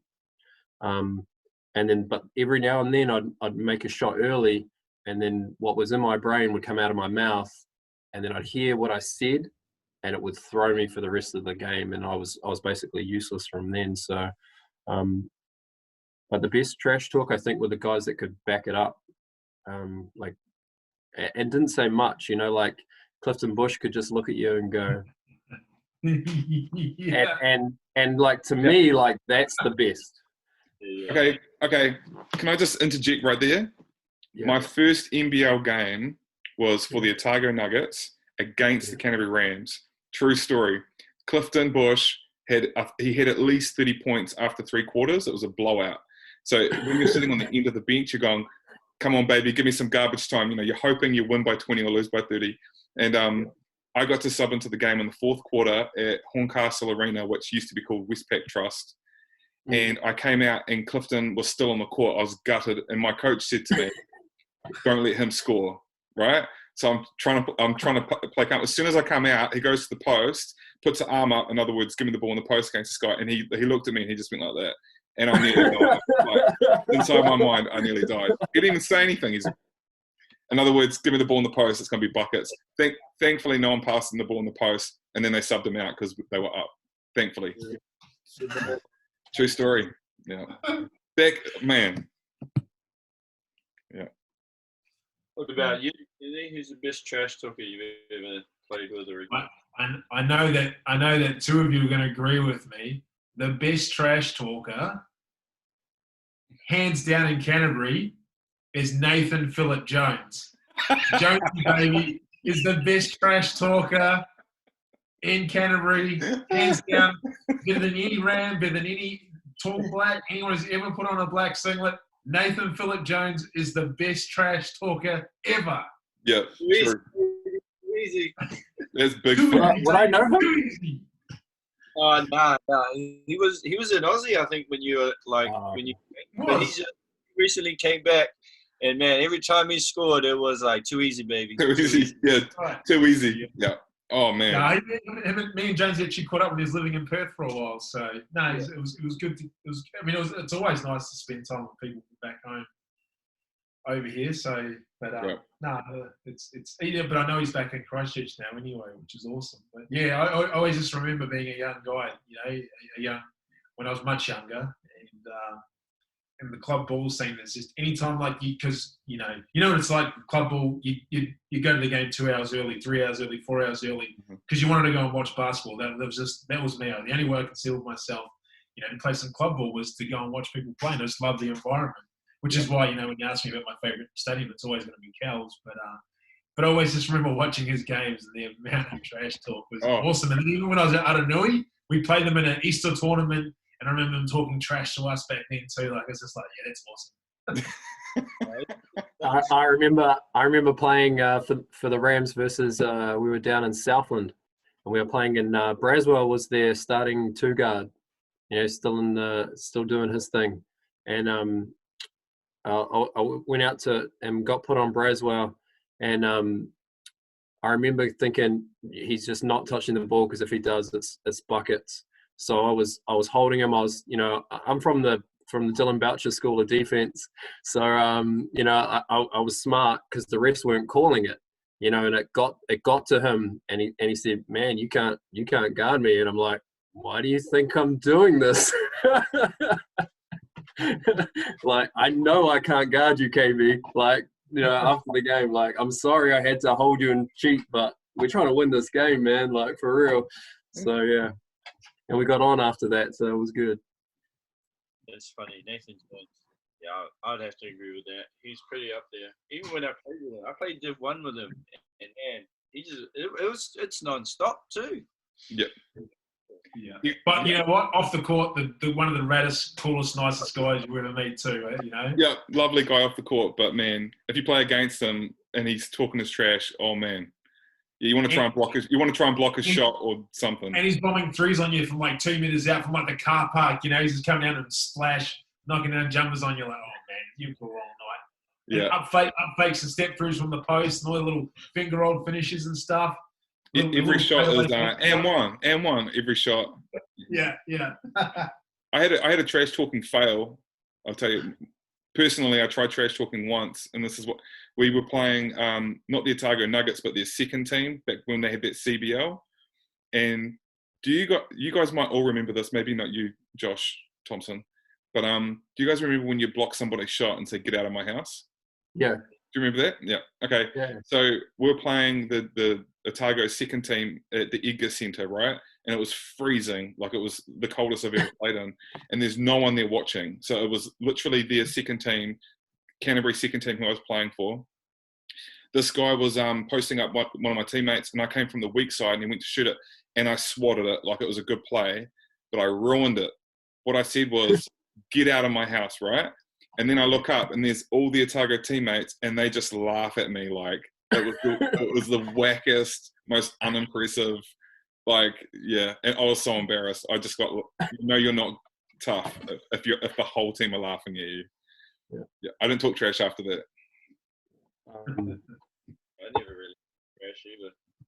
If someone started, I'd probably talk back, but depending on the situation. But that's all of it.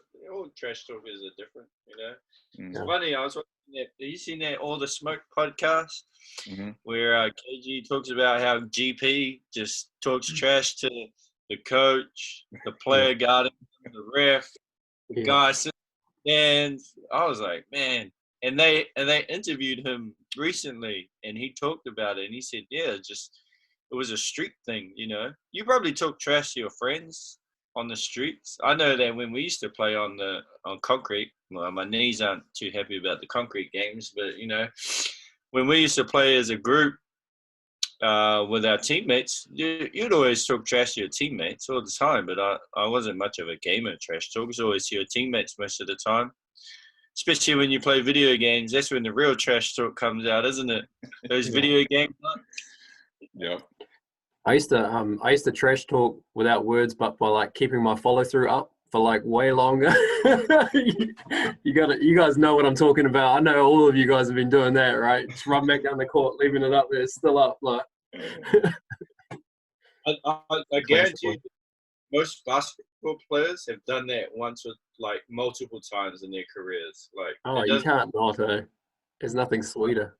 Like little league basketball, whatever, everyone's doing that. Yeah. I think the best trash talk I've ever heard, still to this day, it's quite a simple one. It's when someone's talking, when a team starts to get frustrated because they're getting blown out a little bit, and they usually sub on some scrappy dude from the bench, and he's coming out and he's talking to everybody because they're frustrated.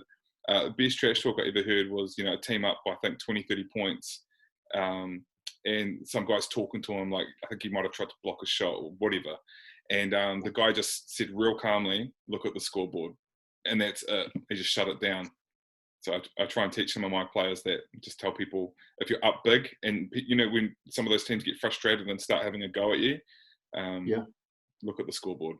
Oh, the best moment I've seen of that was at secondary school nationals. It was Westlake versus Rosmini when Tuhi Smith-Milner was there. Some guy hit a three in his face. All Tuhi did was point at the scoreboard because they were up by like 20. Point at the scoreboard, and right at the end of the game, Tuhi catches a lob on the same guy that trashed him. Caught a lob, just put it on his head. I was like, man, so you got trashed by 20, talk trash, and then you got dunked on right at the end. It was like basketball was a very funny way of being karmic in the way that it works, right? Like, ball don't lie. Rasheed Wallace, like it comes and goes, but it'll get you back. Hey Joe, I think I remember hearing about that one from the guy. Was that Stuart Carruthers and Jalal Ibrahim? About that what? Game? About the scoreboard? Yeah. I can't remember where I originally heard it from. I can't remember. Do you guys remember Jalal, Sweet Pea? I know he used to talk some stuff in the South Island. That's what I got told. He still talks some stuff now on social media. So. Oh man, that's my guy though. I got to keep it real. I don't actually personally know him. I reckon I went to a couple of runs, like every now and then, and he would have been hanging around with Nat Connell back in the day. I remember the dude had some freaking hops, and I remember the dude was like shredded. The dude was like, man, the dude looked like he was the Magic Mike freaking before dudes had muscles back in the day. I'm like, man, this dude's in good shape back in the day. But that's all I know. And I just remember him being angry and being able to talk trash and being able to back it up with some decent play. That's all I can remember of Jalal. But yeah, the name rings a bell for sure. So no person against him, but I'm sure he's the guy can hoop for sure. I played with Stuart Carruthers, and he told me that he was playing in your that 24-hour non-stop game. Mm-hmm. And that's when He said Jalal was trash talking to him, like trying to post him up, back him down from like, or he was trying to back him down or something. They're having these battles at 3 a.m. and they were talking trash. Yeah, I remember walking in. That was at Cal Stadium. I remember walking in and thinking that everyone was going to be tired and it's going to be really poor quality of play. And I came in, and the groups that were going at it from I think 1 a.m. to 4 a.m. Were talking trash. The Yahaka brothers were like knocking threes. The trash talking was out of control. And a couple of people got dunked on. It was like, yeah, it was a rad event. I wish I could talk trash on social media today. There's people who I want to talk trash on social media today, but I don't. I'm trying to be political these days, be professional. You broke the hoop in the dunk comp for that one. Yeah, I was really scared. That was, I think we played for like an hour, and then we had the dunk contest, and it was Sam Crozier. In the dunk contest, he broke the hoop, and the bolt felt like, and I was freaking out because we had 24 hours of basketball to play, and thank goodness Dean LeWarn, shout out Dean LeWarn, who knew exactly how to fix it. So he got into his car, took off. I think he got a bolt or something, and he actually fixed it. But for about half an hour, I was scared to death because I was like, this is the worst 24-hour event ever. You have to shut it down after an hour because you've only got one hoop. You can't play. You know what? I reckon I played in that one. I definitely played in that one. You did. And, you played in that one. And I might have been the only guy being paid to play there because I was working at Cal Stadium for a lot of that 24 hours. So I was getting paid to play basketball. So it was a small win for me back in the day. I think two of them I legitimately was getting paid to play in them. So you were technically a professional basketballer at that point. Might have been the only pro baller for the 24-hour. Thanks to the Christchurch City Council paying me to look after the place. They were good.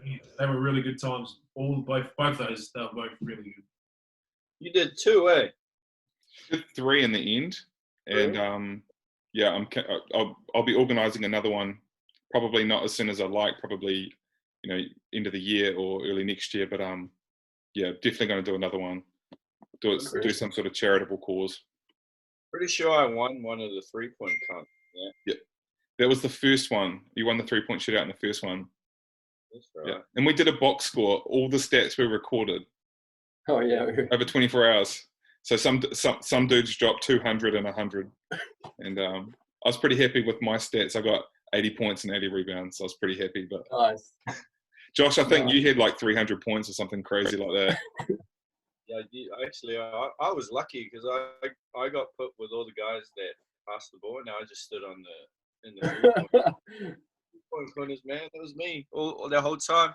By the time we came to the end part, though, man, I could barely walk. It was so hard, and then you just got to find energy to like push through it, Yeah, there's a strategy. You have to get some rest in there. A lot of people try to stay out and play and be there for the whole 24 hours, and most of them went home like early the following day. They couldn't stay there. They crashed out. So yeah, you got to have a strategy. So it's like, people will get breaks in between, like 4 to 6 hour breaks in between, and the ones that stayed at the stadium were the ones that couldn't get through the 24 hours, and the ones that went home got a couple of hours sleep or had a shower, whatever, and keep playing with the ones. There are 2 guys I reckon I know that could play the whole 24 hours. Marty Davidson's one. Yep. Easy. He could ref at the same time as well. He could ref it and play it. And you know what? Marty could play by himself for 24 hours. Like, he could inbound the ball, make layup, and just do that. Yeah. One of the fittest dudes I know. The other one would be, I'd give a young Caleb Burgess, I'd give him the green light. He could play 24 hours too, man. D-Money. Do you know what his nickname was? Can't stop, won't stop. Can't stop. Because we'd have a 2-hour training with Nops, and then I'm like, I need to get chocolate milk into my system ASAP, because that was what I used to do back then. And he would be like, he'd be wanting to keep playing, and he never stopped. That guy. He was an animal, and he took my starting spot at Aranui. I thought I was going to start when I was at Aranui, and I found out that he was the power forward. And yeah, we had beef. We're still best mates, but every training was like war. So I got another one. Pip Johnson could go all day as well. Yeah. What's that, Pip Johnson? Yep. He could run all day. That guy runs all day. Yeah. Yeah. I don't know how he I don't know how those guys can do that kind of stuff. I certainly I'll don't. play know. one more. Joe Hart too. Well, Definitely. I went to the same high school with him and Travis Dixon. They both played for the Rams, I think, in the end. But they were famous because they had a half court at Kaiapu High School just for them. And I remember one time asking them it was just them one-on-one all the time. They're going hard. And I found out that they were playing to 101s. Psychos. Yeah, their conditioning, they could play 40 minutes full court easy. They just would play one-on-one. It'd be like before school, they'd kick off the game. At interval, they'll continue. They'd know the score. Lunchtime, they'll be still going. And then after school, they'd go until someone scored 100. It was insane. Who do you think the greatest product is to come out of Christchurch? And then that's the same question for you, New Plymouth. Best basketballer to come out of New Plymouth. For Christchurch, I'd have to say Ethan. I was second that. Mr. Ethan Rusbach. He's I think he's the GOAT. But, to be fair, I didn't get to see basketball in the 90s or, back in the day with some of, I didn't get to see Dave Langrell in his prime and people like that. But, Ethan Rusbach is God level when it comes to basketball players out of Canterbury. What about Stan Hill and John? Never got to see them play. That's sort of the argument whether you take Kareem in your top three, right? Like if you don't take Kareem in your top three, like majority of top three players and like whoever says their goats are the top three are normally guards, right? Yeah. And that's normally because like guard players is more exciting. You put it down to a higher level of skill. So I would put Jeremy Kench in that conversation with Ethan. Yeah, Jeremy Kench. Like different type of player, but Jingos, I definitely have Ethan up there. He's definitely. Yeah, you have to. What about New Plymouth? I said some. Jay That's Poe. a tough one. That's a tough one. No, you can't. I think my highest score was 10 points in career, man. You can't do that. Far out. What? Yeah. Yeah, I'll have to come back to you on that one. I can't think of who that is. Well, seeing as The Last Dance is on, and I've had multiple arguments with a lot of people about who's better, LeBron or MJ. Who have we got? MJ. We're all MJ. That's not a real question anymore, is it? Is that still a question? I've had multiple arguments with a couple of my friends about how they can put LeBron over Michael Jordan. I love But do they LeBron, watch basketball? but it's MJ. Yeah. Huh? And look, Coach Ken's repping the Bulls right now, so I know what he's going to say. Yeah. So it's definitely, in my opinion, is MJ hands down. However, I'm going to say, if I was coaching a kid, I think I would rather them play like LeBron does than how MJ did. Yeah. If I could choose who I would play like personally, I'm taking MJ over LeBron all day. Mm. But that, I think, like the way that LeBron sees the floor and gets other people going and plays that point guard as well as being an insane athlete. But you can't, man. I've got Kobe above LeBron. Yeah, well, that's what I was going to ask you next. Is where would you put him after MJ? I've got Kobe above LeBron, but I think I'm biased to these killer mentality scoring guards that really have that killer instinct. I think is where I hang my hat. I'm Michael Jordan all day because I think that he was like there's no one else. No, Kobe is like the closest thing you'd ever get to like footwork wise. Then you put Kobe above LeBron? Oh yeah, I'm MJ, Kobe, and number 3 is a bit dicey. I'm old school. Basically got off the plane from Vietnam, and then they were like on the news, oh yeah, we're shutting down the country. So I was like, should have just got here in time, and have been stuck at home ever since. So yeah, it's crazy. So I actually, for the first week I went and worked with the Mountaineers. So I was good friends with Willie Banks, and just said I'd be keen to help. And so I was actually running with them, trying to still do that a little bit, and No. helping them out, and then basically trying to. I don't know if you know Josh Reeves, but he's got like a little, well, not a little. He's got like a good basketball setup here, Elite Pathways. So Oh, yeah. got like a full court with some hoops on the sides and a half court, all legit as with gear and like areas we can record, and a massive working TV in the middle of the half court that they use for scoreboard, or you can put like NBA games on. And so just going to be based out of there and based out of City Fitness once all this goes back to whatever normal looks like. Can I ask you about, like, since you left New Zealand, like just what your journey's been? Because you've been like kind of, I was a little bit jealous. Like I'd see some of your photos in different parts, like different cultures and different, and all I can imagine is that it must be like a different style of play, different sort of like, I don't know, I'm just curious to sort of hear from you the difference. Well, first of all, I was in Perth. So I went from Christchurch to Perth. Yeah. And was working with Trav over there. But then I got an opportunity to work in Vietnam. Mm-hmm. And the guy that runs that, Jason Benadretti, is an American who's very high up in the basketball training world.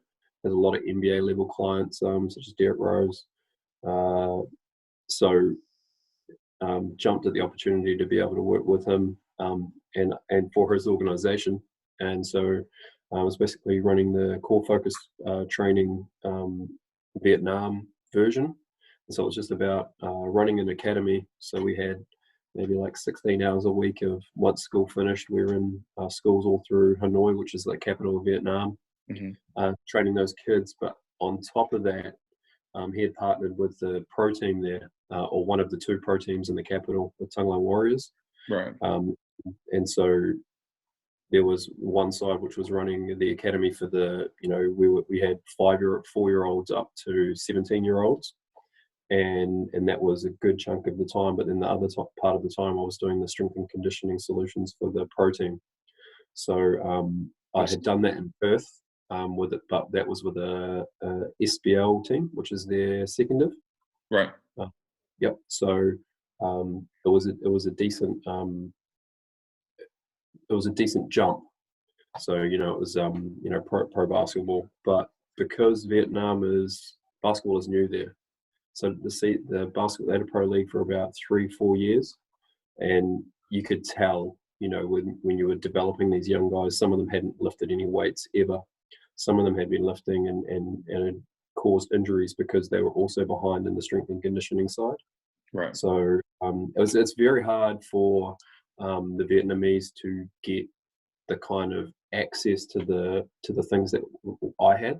Like I was lucky enough to work at Lincoln University for a bit and work in the Rams with Grant. And so the people that I was listening to when I was in the South Island was, the top of the game and the training side as well. Yeah. At City Fitness, I was doubly blessed to, just have all this information, and then you get to Vietnam and they're still doing things from the 80s that we no longer did because they were unsafe or whatever.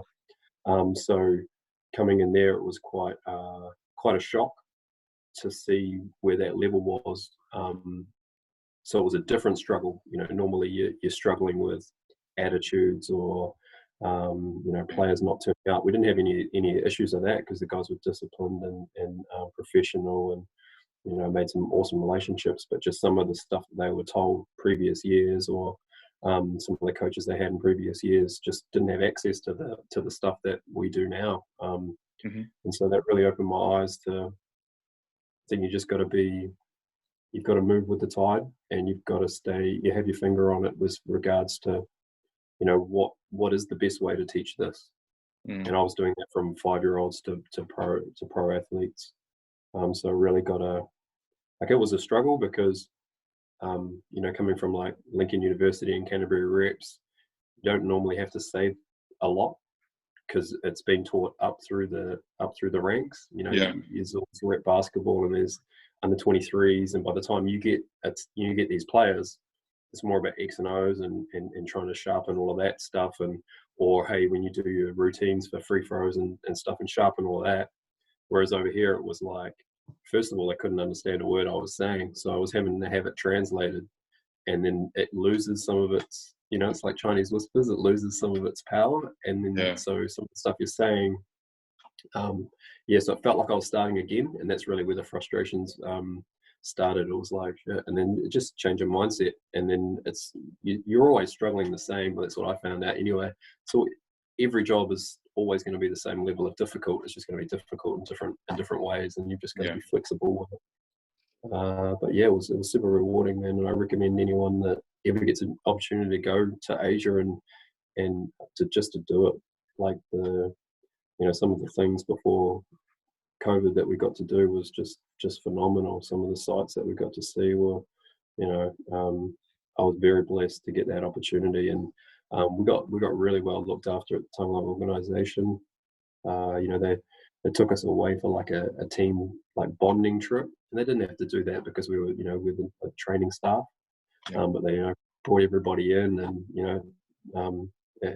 that sort of stuff mattered, and so you could really see that they were trying to build a really positive winning culture, and it was nice to be in the bottom, in the ground level. Sorry, with that, and it was exciting. It was cool, and I mean I think we game 3, best of 3, game 3, and the ball rolled out. We're up by 1. Ball got tipped out to the worst shooter on their team, and he sunk a 3 on the buzzer. So, and that was us out of the semis. And start of the season, I was talking to the coach, Matt Juranic, and he wasn't too confident with where our players were at that we would even do it. But thanks to all the coaching staff sticking with it, and the training staff, and the boys really putting in the effort, we almost snatched it. So, we almost made the finals, and I know that the boys were peaking at the right time to really have a go at that final series, and we had tough starting six, man. They were players that would do very well in the Aussie NBL, and so there's some guys there that really are about that life, and I've got that discipline and that stuff that you look for in pro athletes. And yeah, man, there are a lot of opportunities out there. I think having it being so far away, it's out of sight, out of mind, and people are like, oh, it's who you know and stuff, but it's really just doing a bit of research on Google, finding out where are the academies, because there's so many, and do you want to go to China, or do you want to go to Vietnam, or do you want to go to any of these places and just do your research and then fire off an email? And you'd be surprised, there's opportunities in Thailand and that, and Thailand and Vietnam, especially if you love coffee and food, there's insane, and then you want to travel most of the, you're going to get time off just like anything with school holidays and stuff, and man, it costs like $10 to go to another part of the same country that you're in, which is like a tropical paradise, and you're just like, where did this come from? And then the next weekend you're with the team and you're driving along, and that's where they film King Kong, and it's like it's crazy to see and crazy to do, and it's different in so many ways. So yeah, I'll be forever grateful for that opportunity there. But man, it's nice to be back in New Zealand for sure. Loving being home. Man, what an awesome experience. That would be something that I personally would love to just experience. Just different country, different culture. The photos that you posted look pretty unreal. Like they looked pretty thrilled to have you there. Yeah, no, it was awesome, man. We they really do. It's the culture is very similar. I find the Asian culture to the Māori culture. So New Zealanders will just fit right in. Yeah, I had an Australian colleague that struggled a little bit, because they're a little bit more uptight and want things a certain way. And any of the New Zealand guys that I know would just fit in perfectly, because we just get on with it, and it is what it is. Gotcha. But I guess we've got to sort of like, how does a 17-year-old kid become the next best New Zealand coach without starting somewhere? Yeah. And where do they get their information from? And it's one of these things we're going to always run into, isn't it? In training, we used to talk about my uncle's an All Black one, and Yeah. and you know, like, because if your uncle's an All Black, then he obviously did all the training and lifted all the weights, and if he tells you, you know, what is, you know, all of the stuff to do, and here's the program that he handed you and it worked for him, then who are we to say otherwise, even if you see the program and it's trash? Yeah. So, you know, like, you've just got to I'm definitely a lot more PC in my older years than you guys, I guess. But I also, you know, I'm sort of like, it gives me hope that there's a lot more people out there now that are really trying to do this stuff. And I think now, especially looking, like, coming back to New Zealand and looking at all of the trainers that are, it's almost like a sweet spot. Like, I'm going to say our age, but you could probably go like 5 years younger or 5 years older to us.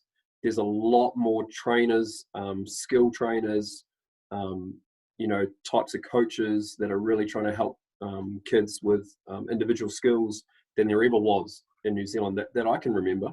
Oh, for You know, sure. I don't know, Yeah. right? Like by far, you know, just seems to. I could probably name about 5 in every province, and I've literally just got back. And, you know, I could probably name 15 in Auckland.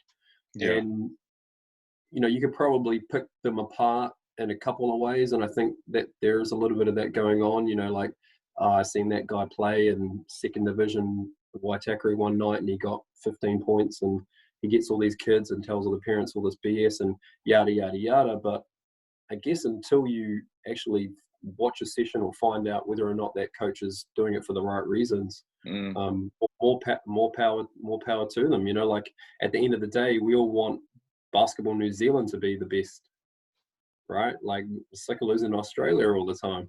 Yeah. Like, you know, like, it should be the same as it is in rugby. Like, we should be the dominant.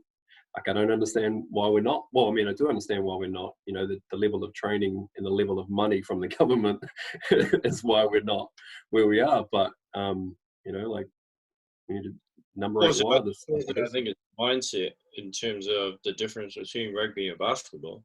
How many guys grow up wanting to wear an All Black jersey compared to how many guys want to grow up to wear a Tall Blacks jersey? You know what I mean? Like, I can say 100% when I was 5, 6, I wanted to be an All Black. I don't want to be a Tall Black. I didn't know you know what I mean? Yep. And now in today's age, the Tall Blacks are a lot more well known to a 5-year-old than when I was 5. You know, something like 30 years ago. You know, Sure. that's and I'm going to be blunt about it too. Like, our best players, they don't get pushed as hard as they should be. You know, I have conversations to someone about the difference between, you know, America's like the cream of the crop, but a lot of those kids that play, they're trying to get somewhere. They're trying to get out of somewhere that they've grown up. It's a rough neighborhood, you know, projects, and that becomes their livelihood. Whereas us, some of our good players, you know, they don't have that type of drive, in a sense. Does that make sense? Yeah, and then they don't understand that the grades are just as important in America as they are in New Zealand. But then, well, you know, like, you could get a kid, year 13, playing rugby. He probably doesn't even go to class. You know, he's just at school to chill, eat his lunch, and then, hey, I'm in the first 15. Same kind of thing with the basketball. Oh, bro, I only go to school so I can play. They probably just show up on game day. Yeah. I guess that's the whoever's influencing them. You know, like, who they're looking up to, and how are they. You know, it all comes back to, like, what the kid's goal is. I think, like, you know, like, if has anyone asked that kid? You know, and the answer is probably not. Like, you know, like, if he's in the first 15 and he's in the first 5, you know, people will probably have the attitude like, you can't tell that kid nothing. No. But I think that's like on us as coaches and as parents and, you know, as supporters. Like, we've got to be a little bit more proactive into going, man, tell me about what you're trying to do with this, you know, and see what pops up. And then if, you know, like, I think a lot of people get mad, like, you know, I trained this guy for 2 years and then someone else came in because they had a flashier logo. He's now training with them, but it's because of, like, you got to let that go. Like, we're all doing it for, you know, the sport and for the culture. And I think that's the thing where we take our egos out of it, which is really hard to do as basketball players. Like, you know, basketball itself is very, you know, it's almost like battle rap, you know, and growing up and having that street ball thing, you're always going at someone.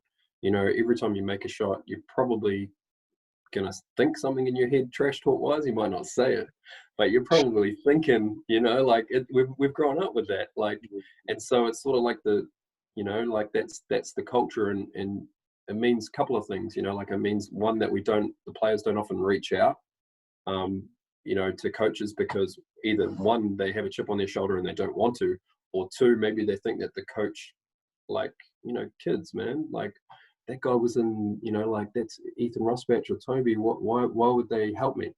You know, whereas if the kid actually went and asked, boom, you know, like here's your drills for this week. You know, here's you know, mate, do this. This is when you shoot, you're turning your, you know, whatever it is. Yeah. And I think that's the, you know, like I wish a lot more, and it's that tall poppy syndrome, you know. So Israel Adesanya was talking about it, like we need to go even further and help grow these tall poppies, you know, and I think that's where we're going to hold ourselves accountable as you know, I guess the curators of New Zealand basketball is we've got to be proactive, and in every kid that you meet, you know, what's the goal? You know, where do you want to get with this? And be happy with that. You know, like if they say I want to play second div and dunk on my coach Joe, like that's fine. Like that's what you want to do. You know, you're probably halfway there, but yeah. Here's a question. Because me and JPO both worked at Lincoln University. Do you think they should put an emphasis on a university competition? Just so it helps, because you get a lot of kids that are 17, 18-year-olds come into the league. You were one of them. Do you think you were ready for that jump? Some kids, like, you know what I mean? Some of them are ready, but a lot of them that try and jump into the league, that takes them 4 or 5 years until they find their feet. Do you think they need something below that to help them develop? I mean, I think we were lucky because we had under 23s. Under 23s when we were growing up was so strong. Yeah. You know, we knew like the pathway was very clear for us. It was you play all the way up until 23s, and then you play second div, and then you play first div. And that was all of those teams were solid. You know, there was no teams pulling out because of financials or whatever. It was so, you know, under 23s, and then university, and then New Zealand University, and then second div, or those two were interchangeable. And then if you were good enough, you would go to first div.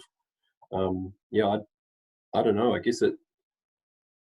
Yeah, that's a tough question. I mean, I know I wasn't ready, but I think for me it was because I think I gave off my game gave off the wrong impression of what was actually going on in my head. In my head, I was a scared kid that was in awe of all of the players around me. You know, what I didn't click on early enough was if you can play the game, then you can play the game. Yeah. And it, you know, I was like, oh shit, you know, like that's Nat Connell, and man, he's killing it, and you know, that's you know, Dylan Boucher, and man, he's killing it, and I'm too timid to just play my game. Yeah. You know, and not saying it would have done anything, but just saying that, or saying going up to those guys instead of just trying to be cool and quiet, going up to those guys and going, hey, look, you know, what do you think I need to work on? Like, where do you see the weaknesses in my game?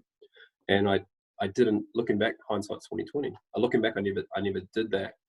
And that's what I'm going to make sure that all of the youth that I talk to know that, you know, like I was at the Mountaineers, one of their practices the other day, and, you know, just looking at their coaching staff. The coaching staff was Willie Banks and Lincoln Abrams, which are two of the greatest to ever, like, you know, to do it, two of the best imports and best naturalized, you know, Kiwis once they passed that that sort of barrier to ever do it. And the amount of kids that aren't saying anything or aren't asking any questions to them blows my mind. But that's sort of the stuff that I can see where I can add value. Hey man, Well, have you ever thought of? Did you know what he did? You know, do you know what he did in the league that you're trying to play in? Like you're trying to make a team where, you know, he was the starting, you know, whatever. We would go to these guys in game-winning situations, you know, and they would deliver. And so why don't you ask more questions? And I think that's the thing, is that we are waiting for that top of that poppy to be cut off. Instead of going, what would happen if I took my career in my own hands and asked the right questions? And then, you know, because I bet you none of these kids have gone, hey, do you guys have any contacts at your universities in America? Like, is there any, you know, Div 2 colleges that you could, because I'm sure, like, as soon as you ask a question like that, it'll be done. They should know. Link Abrams played in the league till he was like 100 years old. Man, and was legit, like, like people around now should still know who he is because he was still in the league, you know? Man, like, you know, like probably the what was he, 6'6" and a center, and you know, would score the game winners over 7-footers with that jump hook, you know, like. I'm just mad at Link that he dribbled the ball every time I pass it to him. It mean I didn't get an assist. Hey fellas, Mine's 13 now. I know, man. Yeah, Carmelo, he's. Woo. I know. I've seen some pictures too. He looks like Dad. He's got an afro now, curly hair. He ended up with curly hair like my old man. That's crazy. It's funny that, you know what, Jalen was born on my dad's birthday. Like, how? I mean, wow. you know. I think you were I don't know when my old man passed away, Josh. I think you were still at school back then. What year was that? Dad passed away 2007? No, I'd left it. I was in Christchurch, but I'd left. I don't know yet. Oh, you 2004, 2005, right? Yeah, 05. Yeah. 05, yeah, okay. Yeah, my bad. It's sort of all those years are sort of blur into one because, you know, we were on the UJ train. No arguments there. All right, lads. Well, my time's up on this one again, and I've kept you all for a very long time. So we might be able to call it there. I feel bad how much time I've taken up. Do it, buddy. Dudes, I've loved chatting with you fellas, man. Let's do it again, fellas. Yeah. Anytime. See you. Keep it Mate, together. love it. Thanks, Yeah, guys. I'll send Thank you my you, guys. Appreciate it. Thanks, man. Have a go. email.